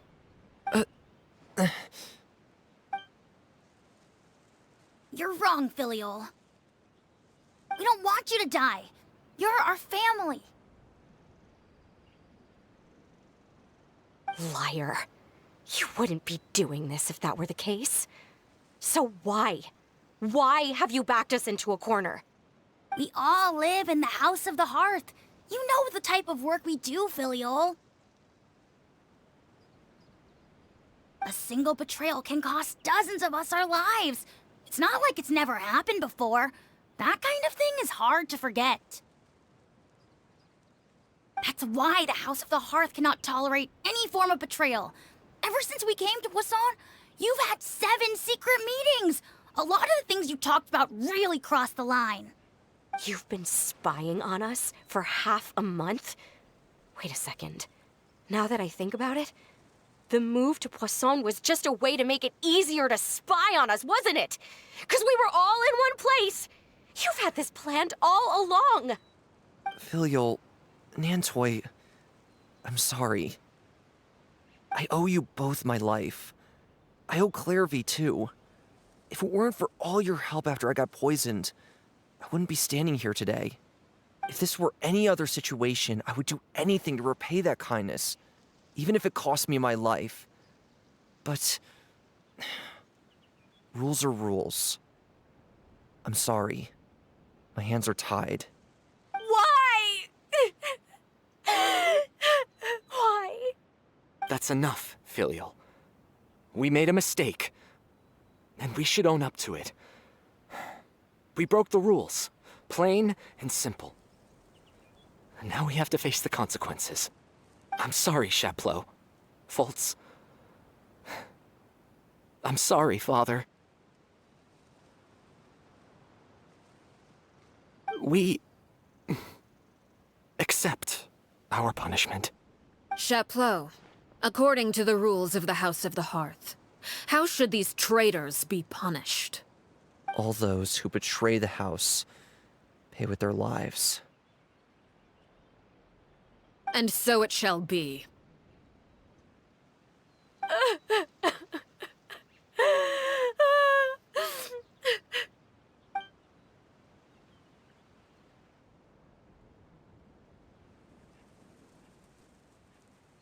Father, please wait! Something you want to say, Linny? Please reconsider, Father. What Filial and the others did, does it really count as betrayal? We all come from broken families. From the very first day we joined the House of the Hearth, we wanted nothing more than to make it a real home. But the truth is, none of us know what a real home should look like. I'm not saying I have all the answers, All I know is this. Killing Filial and the others may uphold the rules, but doing so will only bring us further away from being a real family than we've ever been. So please, Father, please, reconsider. I agree with Lenny. Father, please. Lenny, you...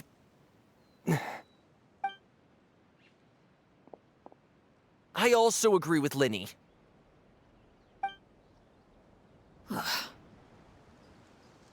An order once given cannot be rescinded. However, given the extent of your determination, I suppose we shall have to go about this a different way. Draw your weapons and face me. Our weapons? Father, are you referring to a duel? Precisely.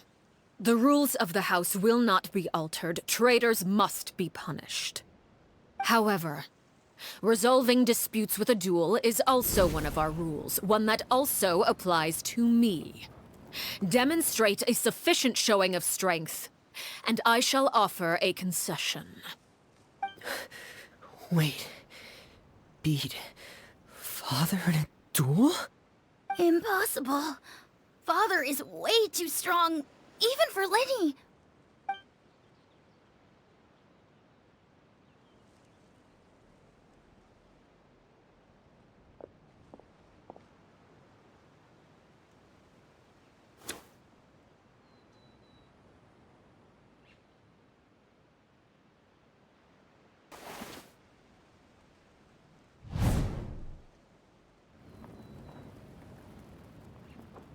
Did you hear that, Traveler? Lenny and the others have to duel the knave. What should we do? Can they really win something like that? If they lose, those people from the house are really gonna be executed.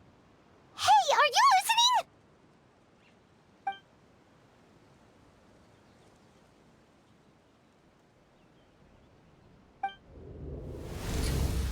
Don't you want to say a proper goodbye at least? Anger makes you impulsive. Sorrow causes you to waver.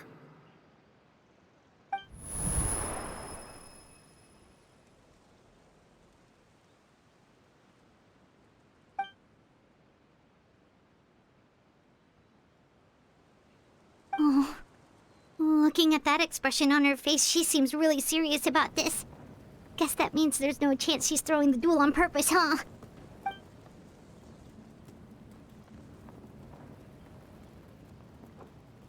When guests are around, families are often on their best behavior.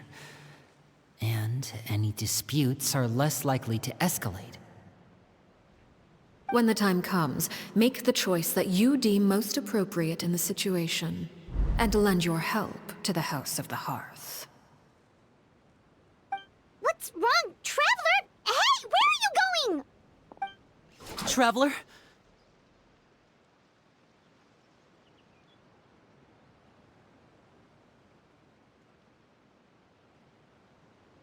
You're asking to join the duel against the knave? I'll allow it. We do have a ready-made dueling ring at our disposal, after all. All I would advise is this. Keep a firm grasp on your weapon, and give it your all. Any less, and you may just lose your life.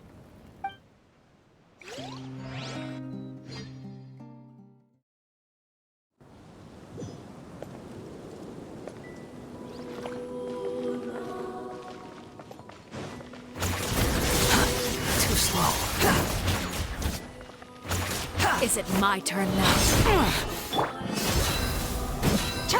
With these rising flames! Scatter! Now's our chance! Is it my turn now?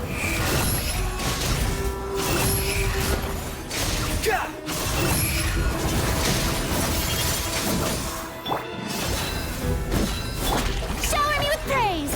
Closer now. Over here! Now that's my turn. Is it my turn now? For it.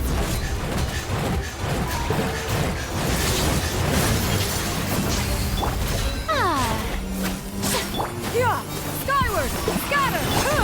I'm used to it. I really have to draw my blade. Then... With the fall of darkness, destruction shall rise. Have a taste of purgatory. Too slow. Quit following me. The price! Who's next? For my sins. Now's our chance with these rising flames!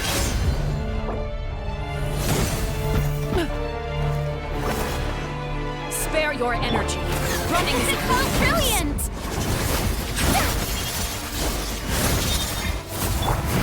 Hang in there.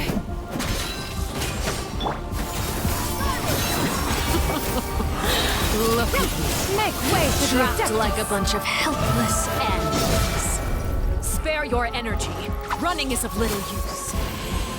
With these rising flames... I really have to draw my blade. Then... Is it my turn now?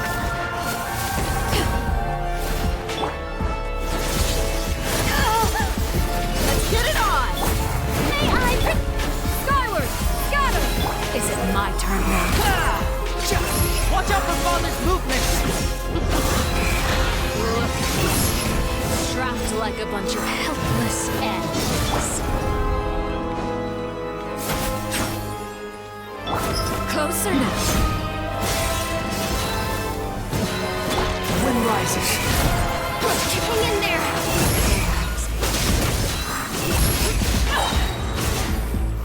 Cry louder. Skyward! Have a taste of purgatory. Oh, brilliant!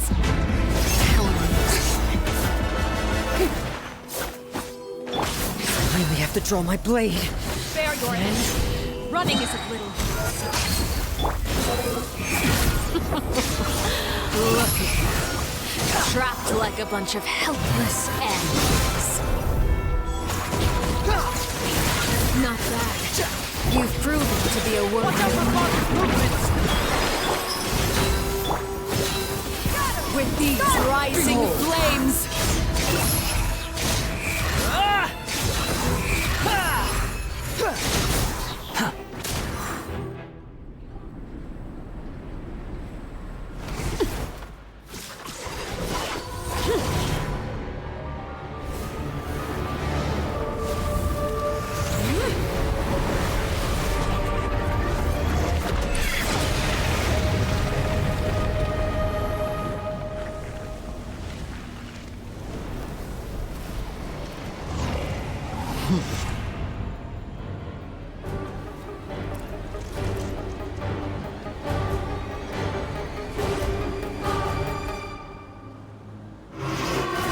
Kindness has been sealed away. My blade is all that remains. Converge! Watch out for Father's movements! Shoot!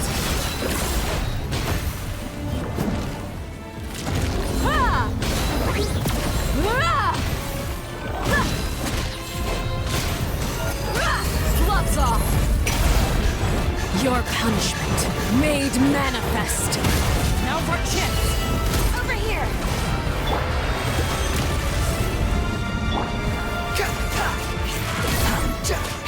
Wretched vermin! Let's get it on! The sun and moon have set. Only ruin remains. Watch out for Father's movement! Look out!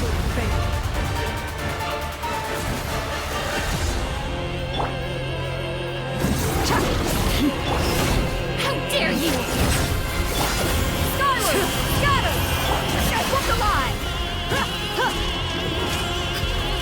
Now's our chance! Over here.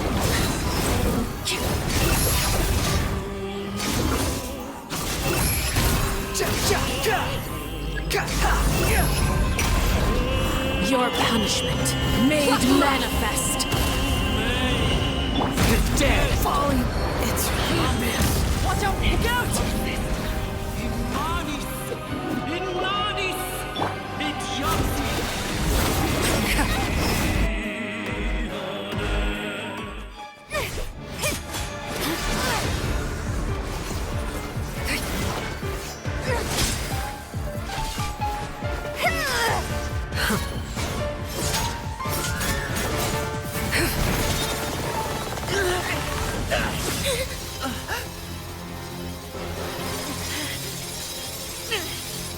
You should know better than to crowd in one place.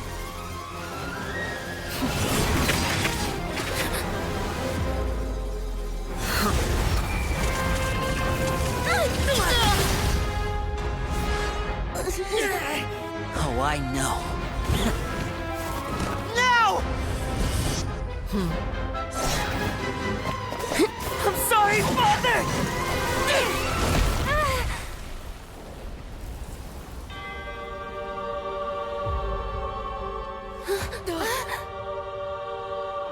Sorry for what? This pitiful excuse for an attack.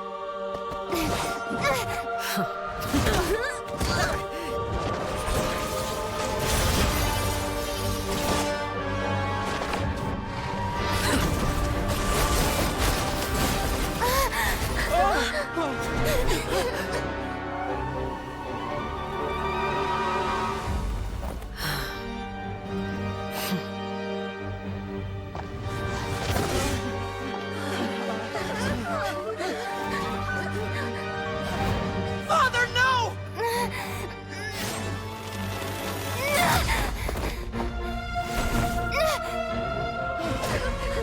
Made it out, did you? You're stronger than I expected.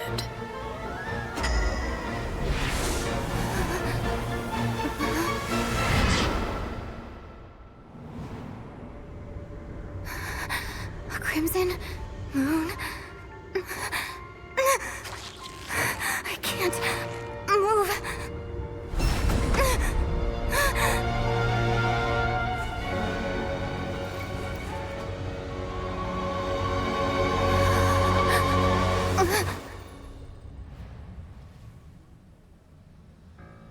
Still, not strong enough to beat me.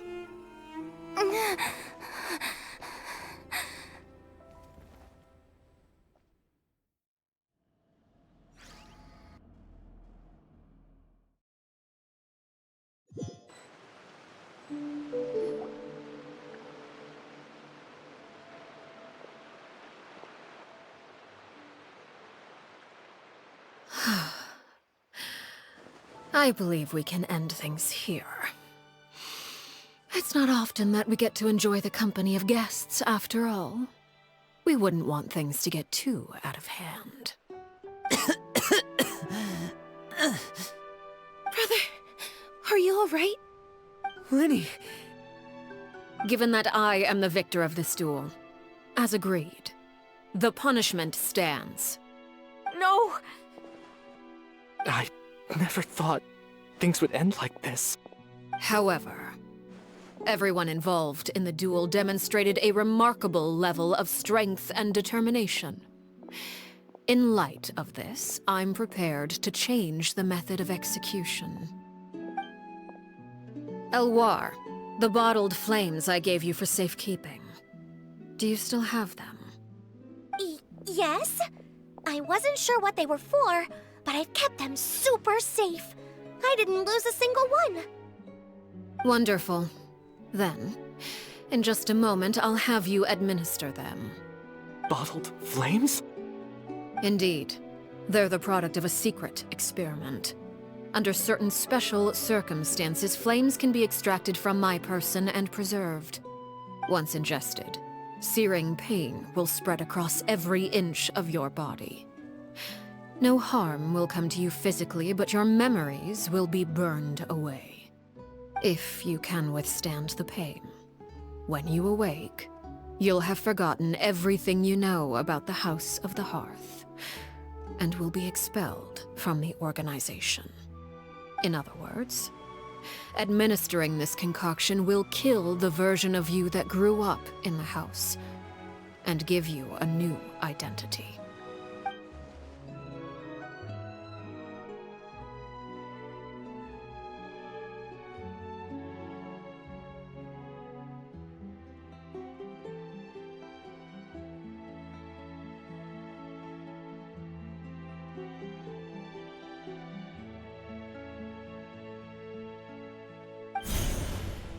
Memory is a mysterious thing indeed.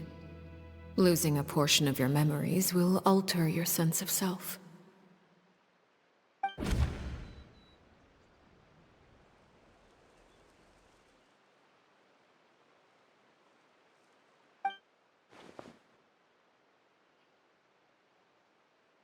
So, you're just letting us go, Father? You misunderstand. Memories are extremely important. Once consumed by flame, the version of you standing before me will die, and our secrets will die with you. So no, I don't intend to just let you go, because the person who survives will be nothing but a stranger. Even so, I won't have to live in fear anymore. I'm sorry, Father. I'm sorry I let you down. But I really... Don't cry, Filial. You haven't left the house yet, so there are still rules to be followed, yes? Remember what I taught you. Anger makes you impulsive, sorrow causes you to waver. Don't let yourself be controlled by your emotions. Of course. I'll remember. Dry your tears, and go pursue the life you really want. Yes, Father. Chaplot, Foltz, Elwar. Take them back to Poisson. And bring Linny and the others as well. I prepared 3 extra vials of bottled flames. As for whether to take them, the choice is yours. Goodbye, children. The next time we meet, I will no longer be your father. Thank you for all you've done for the house. I hope you have bright futures ahead of you.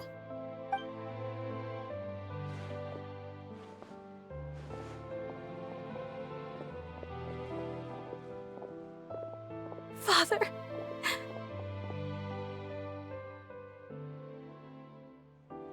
Let's go.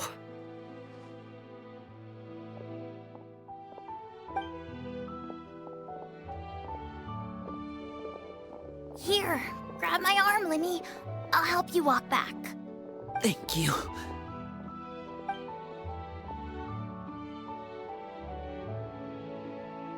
Clervie.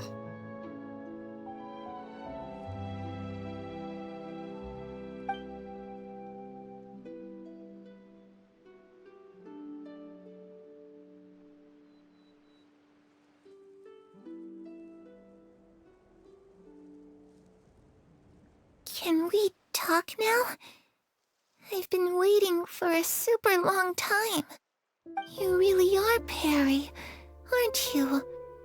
I haven't seen you in so long. How come you're all grown up? Wait, did I somehow travel to the future on accident? Or am I dreaming? What a long dream. Neither. You died, Clervie. That's what happened. You could have at least sugarcoated it a little. Look, she's done speechless.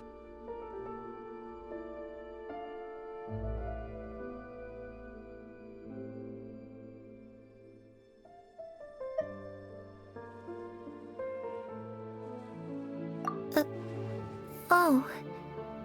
Okay then. Huh? That's it? You accepted it just like that? Yep. If that's what Perry says happened, then I believe her. Perry wouldn't lie to me. Plus, I don't really need to know why I'm like this. I'm more curious about what happens in the future. If you're a harbinger now, Perry, that means Mother is gone, isn't she? Can you tell me about it? I want to know what happened to her. And to me. You never stopped trying to defy fate. At first, no one believed you. You could only vent your frustrations to the moon.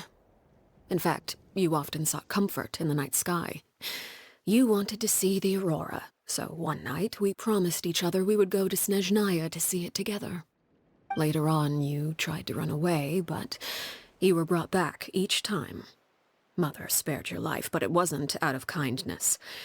Instead, she decided to make an example of you by slowly torturing you over time. That way, the other children would know what happens to traitors. Still, you never gave up. Mother hoped that through ruthless duel after ruthless duel, she would be able to crown an ultimate victor among the children she raised. But you called on everyone to unite, to fight to a draw in order to reduce casualties. Your efforts may have only delayed the inevitable, but still. You gave them hope. You tried everything you could think of, but every attempt ended in failure. Still, you never turned your sword on Crucabena, and you never turned it on me. On that gloomy day, you told me, "For the last 16 years of my life, I've done everything I can to fight for freedom. But now, I realize that the only freedom I truly possess is the freedom to choose to die." I never imagined I would say something like that. I must have been feeling really worn down. But somehow, I still think I understand. According to Mother's plan, only one of us was going to make it until the end. And I always hoped that person would be you. If I could do it all over again, I still don't think I would make a different choice. Even when I first met you, I knew you'd be able to do what I couldn't. Is that so? Even now, I'm not sure I truly understand what kind of freedom you were trying to pursue. But as the head of the House of the Hearth, and as the children's father, I've tried to give them the most basic of freedoms. The freedom to choose their own fate. It's something I discussed with the Iudex of Fontaine. The children who want to leave the house will have their memories wiped clean of all secrets pertaining to the organization. In return, they will be allowed to live a normal life in Fontaine without being prosecuted for their past. Of course, I won't simply hand freedom to them on a silver platter. They have to fight for it and prove themselves worthy of it. Only freedom that is earned has true value. That's more than enough. That's exactly the kind of life I was fighting for. You know, Perry, I think you're a pretty amazing king, and a really great father, too. I'm really happy that you're the one who took over the house. I guess I do have one regret, though. I still haven't seen the outside world. Well, it just so happens that our dear guests over here have been to many nations and traveled to countless places. Perhaps they would be willing to tell you what the outside world is like. Really? Of course! We've traveled all over the place. We've got so many stories, we could probably talk your ears off for 3 days straight!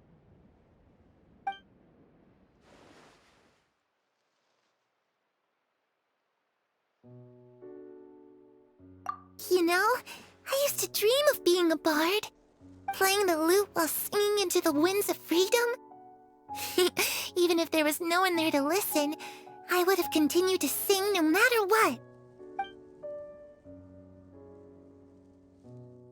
Ah, that's where Mora comes from.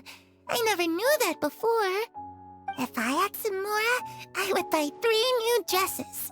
One for me, one for Perry, and one for Mother. It's just too bad Perry doesn't like wearing dresses. And Mother, well, she probably wouldn't accept something like that either. I guess I'd just have to keep them all for me then. I could wear a different one every day.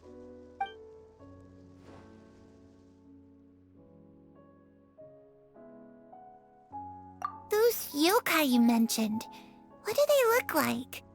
I once saw a drawing of this one guy with horns on his head and a super scary face. Are there any yokai like that? Oh, sounds like you're talking about an Oni. Yep, we've met one, and let Paimon tell you, they're not nearly as scary as they look.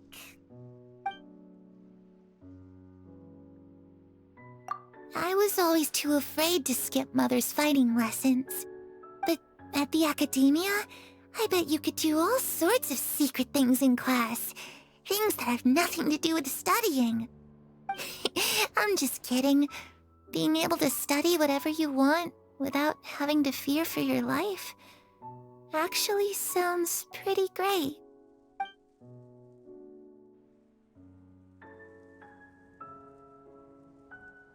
The situation was super dangerous. Lenny and Lynette were accused of committing a crime, and they were going to have to stand trial at the Opera Epicles. Oh no! That must have been hard for all of you. What happened next? worry. We were able to turn the situation around super quickly. All thanks to Detective Paimon, of course. How'd you do that? Come on, tell me. Okay, so it was like this. After the failed magic show, we rushed to the scene and...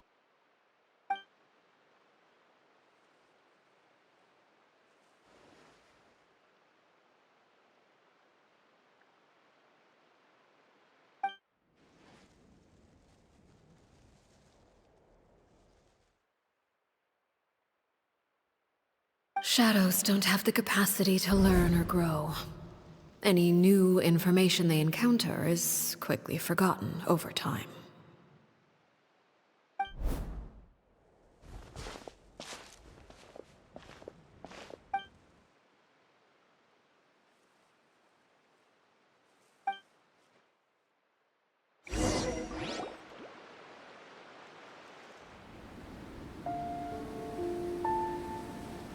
Clervie, you've worked tirelessly from the shadows to overthrow the House of the Hearth. Now, by my authority as the Knave, I shall announce how this matter ends. You are hereby expelled from the House of the Hearth. You are no longer tied to this place, nor are you bound by its rules. You're saying that I can finally leave? I get to experience the outside world as well? Oh, I almost forgot. There's no getting older for me. Still, seeing who you grew up to be makes me really happy, Parallel. Take care of yourself. Goodbye. May we meet again someday.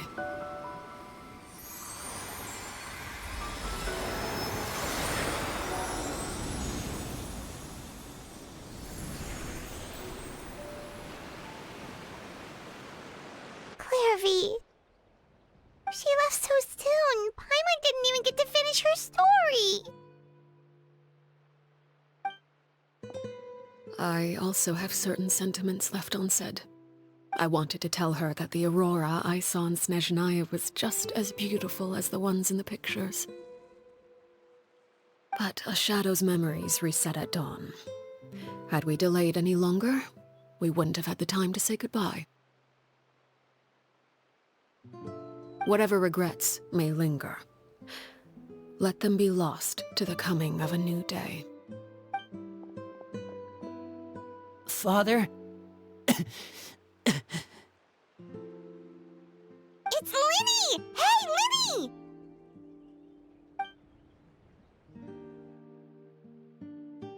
What is he doing back here? Let's go check it out.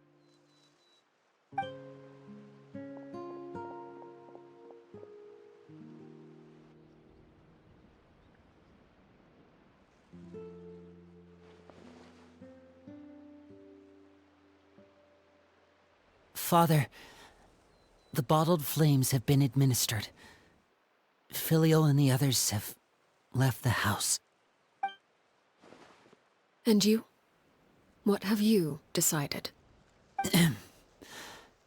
Thank you for giving us that choice, Father. But we never wanted to leave the house. It's the only home we've ever known. Lynette and Fremine feel the same way. They're recuperating back at the Hotel Bouffe d'été. But I decided to come back and tell you where we stood. I'm sure you're well aware of the expectations I have for you. I want you to follow in my footsteps and become the next king of the house. Yet you seem to have different ideas. I must admit, I'm rather surprised by your decision to stay. There's nothing wrong with choosing to live a quiet life. Leading this organization is a heavy responsibility, one not so easily carried by someone forced onto the throne. I just never understood what you saw in me. What made you believe I was deserving of that throne? You're brave, talented, and, most importantly, you cherish your family. You would do anything to protect them. even if it costs you your life.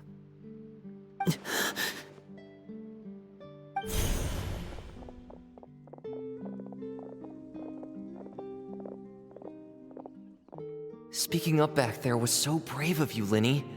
It's all thanks to you that we were able to convince Father to back down. You're a hero, Linny. Hero.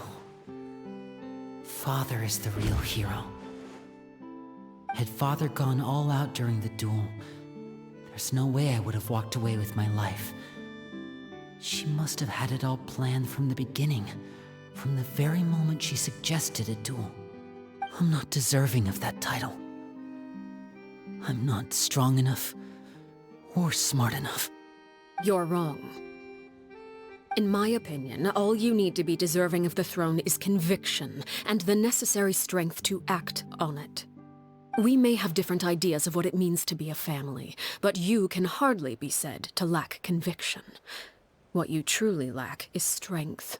For someone of your talent, though, that's something that will come with time. Even without that strength, you still chose to face me in a duel, even though the odds were stacked against you. That capacity to honor your convictions is what I truly see in you. Father. No one knows what the future holds, what tragedy or triumph may be in store. Being at the head of this organization requires the strength of will to face whatever comes. Caution will only hold you back. If reaching a certain standard were required to go after what you want, I would never have succeeded in killing my predecessor.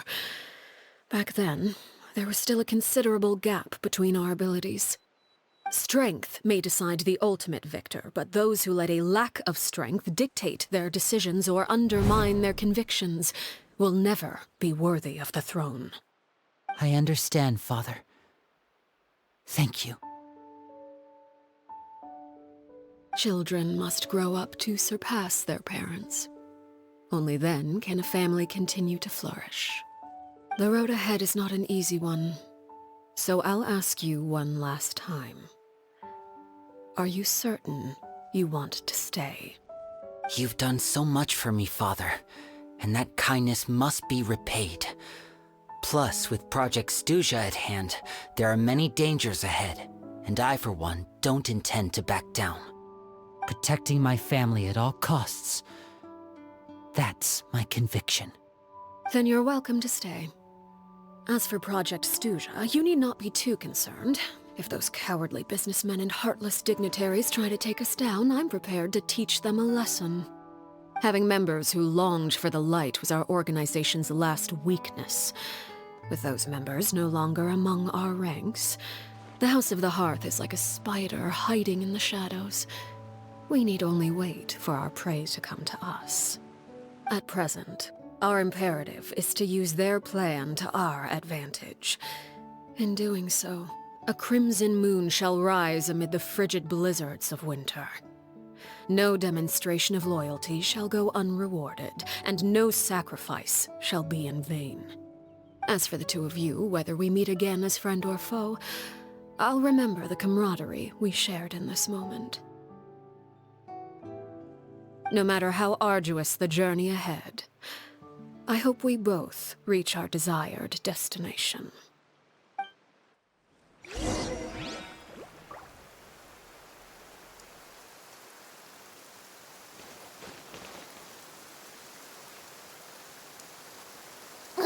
It's pouring out here!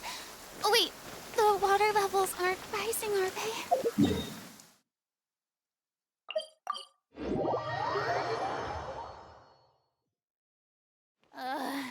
The sun feels almost as hot as those studio lights I'm in front of all the time. Good thing they're...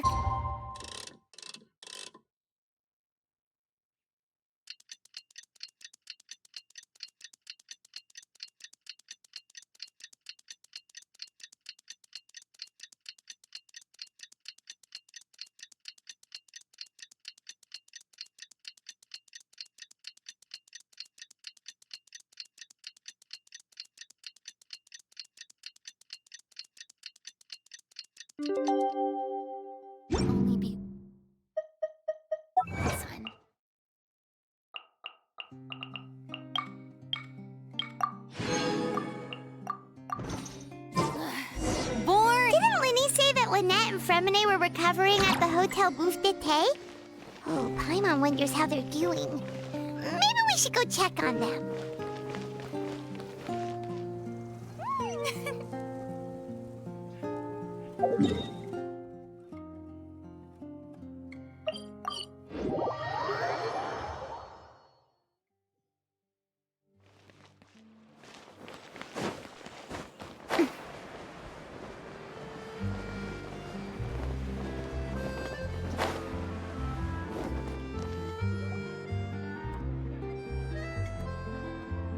Lynette? Fremine? How are you feeling? Much better. Whew, what a relief! What about you? Are you feeling all right?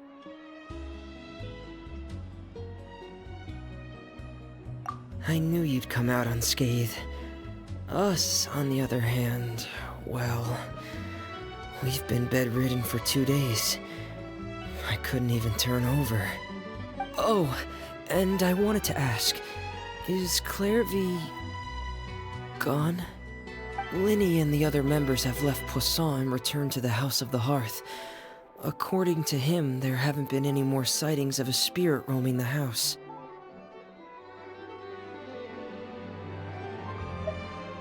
I see. I'm glad. Father came to check up on us 2 days ago and told us about what happened with Crucabena and Clervie. Actually, I've met Crucabena before.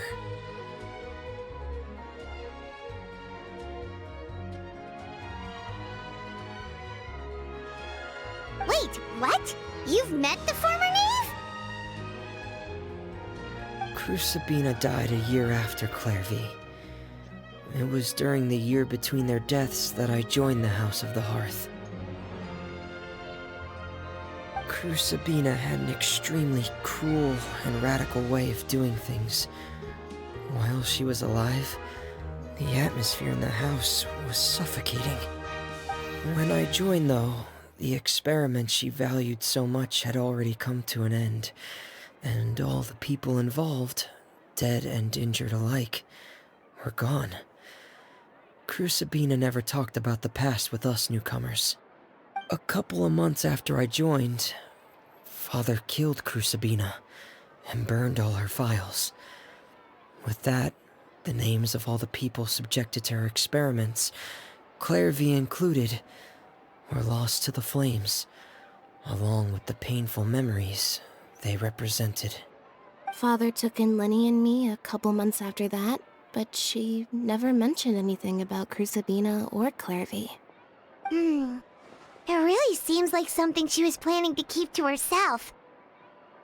The last time you talked to her, did she mention why she kept it a secret for so long? She said she didn't want us to be affected by the darkness of the past. She was worried we'd develop a false sense of gratitude towards her if we knew about it. The foundation of a family should be free of any corrupting influence.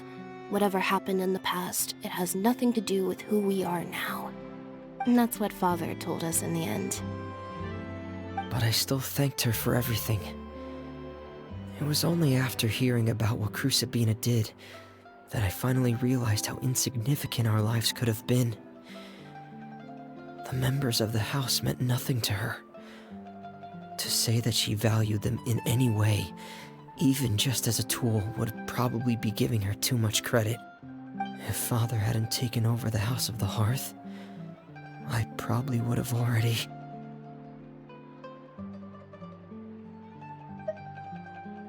Father rarely brings up the fact that she saved us. She doesn't believe that being indebted to her should be what ties us together. But even if we didn't owe her anything, we would still choose to stay. Because this is our home. We may have arguments or times when we feel wronged. Some people may even choose to leave. But as long as Father is here, we will always have a home. Whether the path before us is bathed in sunlight or shrouded in shadow, we'll follow Father wherever she chooses to go. So I wanted to say thank you for helping us make it through this crisis. Without your help, we could have lost a lot more along the way. Oh, we didn't do anything, really.